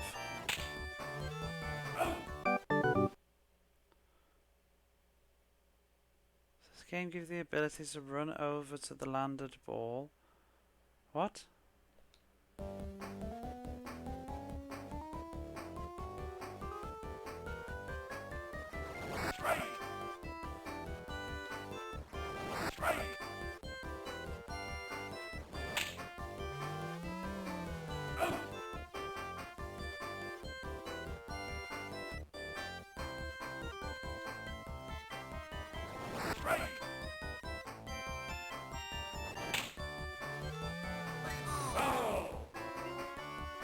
Big Japanese games look fun, not for baseball though. What do you mean?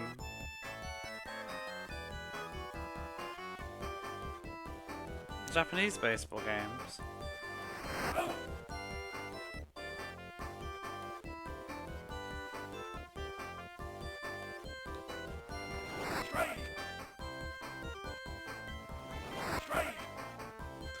Dancing? Oh! Oh, I see what you mean. Japanese baseball games, but not for the sport itself. Yeah, they do. They have a lot of mascots.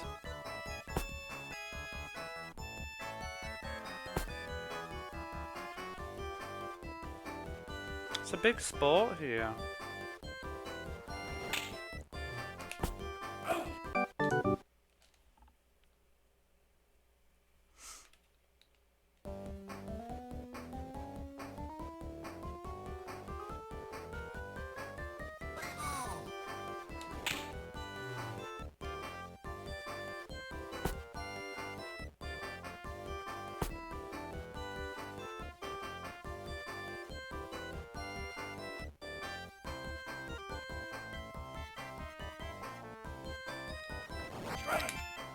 Best known Japanese baseball player.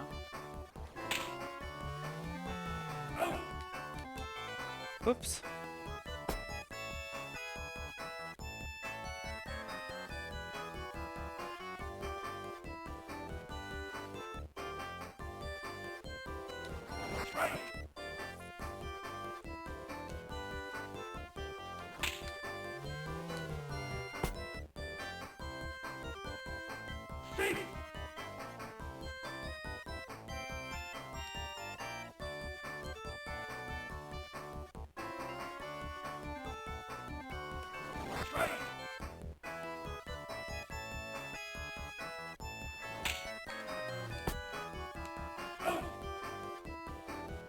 Oh, shit.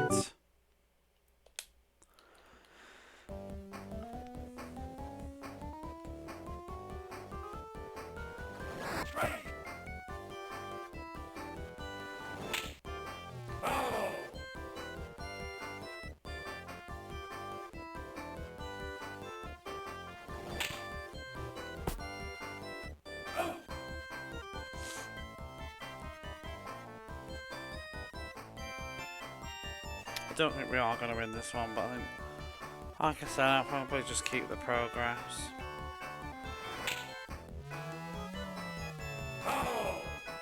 Redo every single match.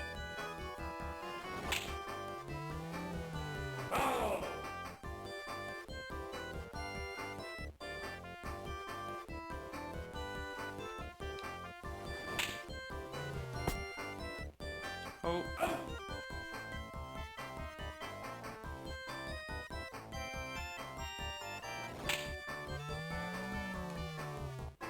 Oh.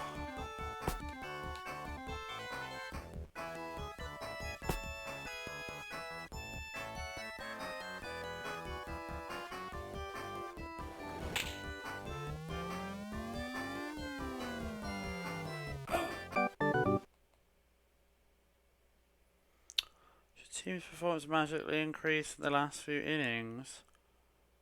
No. Wish it did.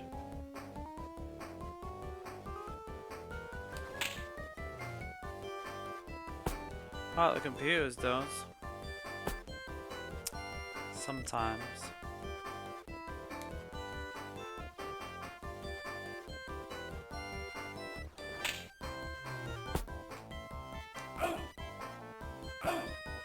Oh.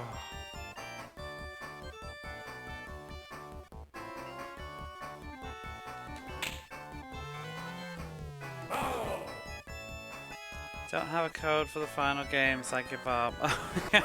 I remember seeing that.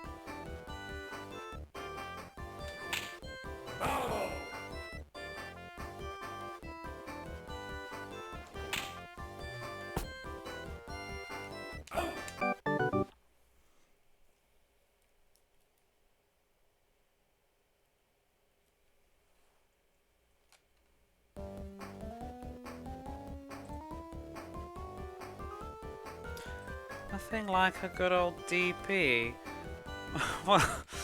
well, not when it's B.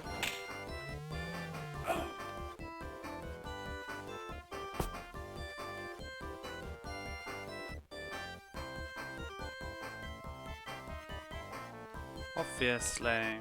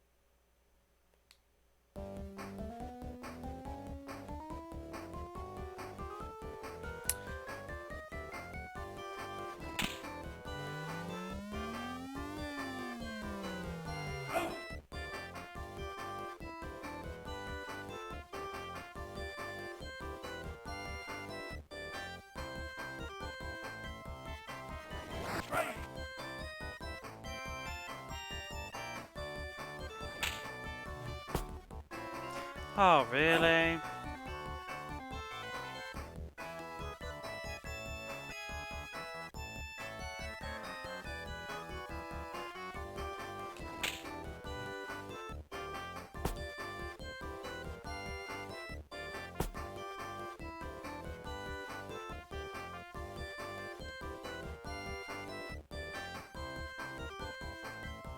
Oh, God. Do you have to change now?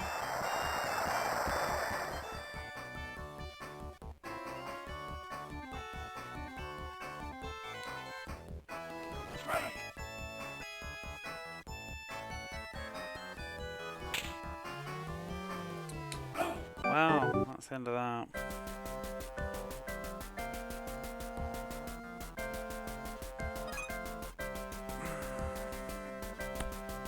But we're still number 1. So I'll keep it.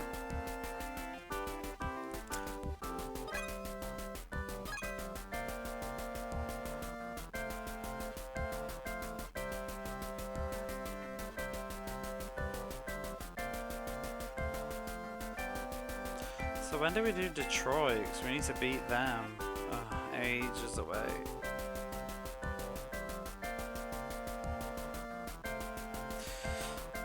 Right, I think that'll do. So wait, what is that? 2, 3, 4, 5, 6, 7, 8 matches.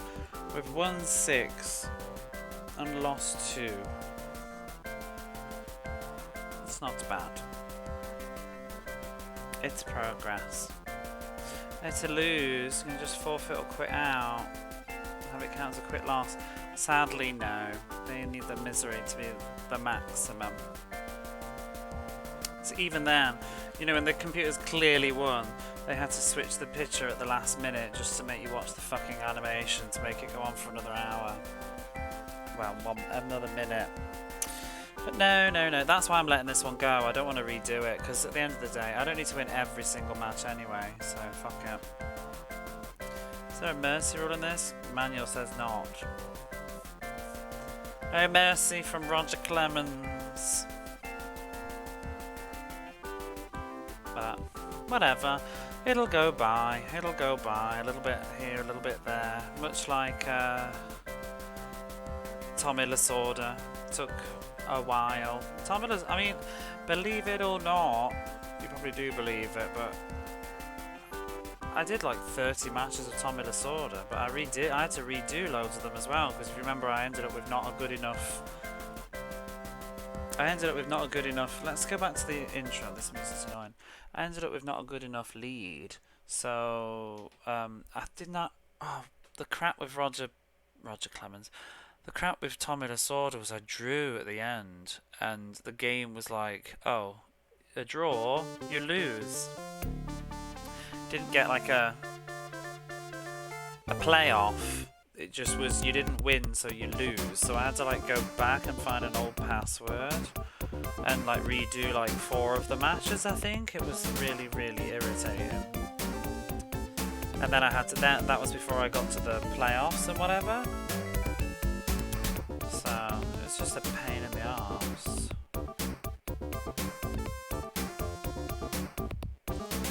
But yeah, that'll do for this evening. I'm gonna head off to bed, so I guess we'll raid out. Oh, stop the timer. Stop the timer. Let me make a little memo of that as well. 14 hours.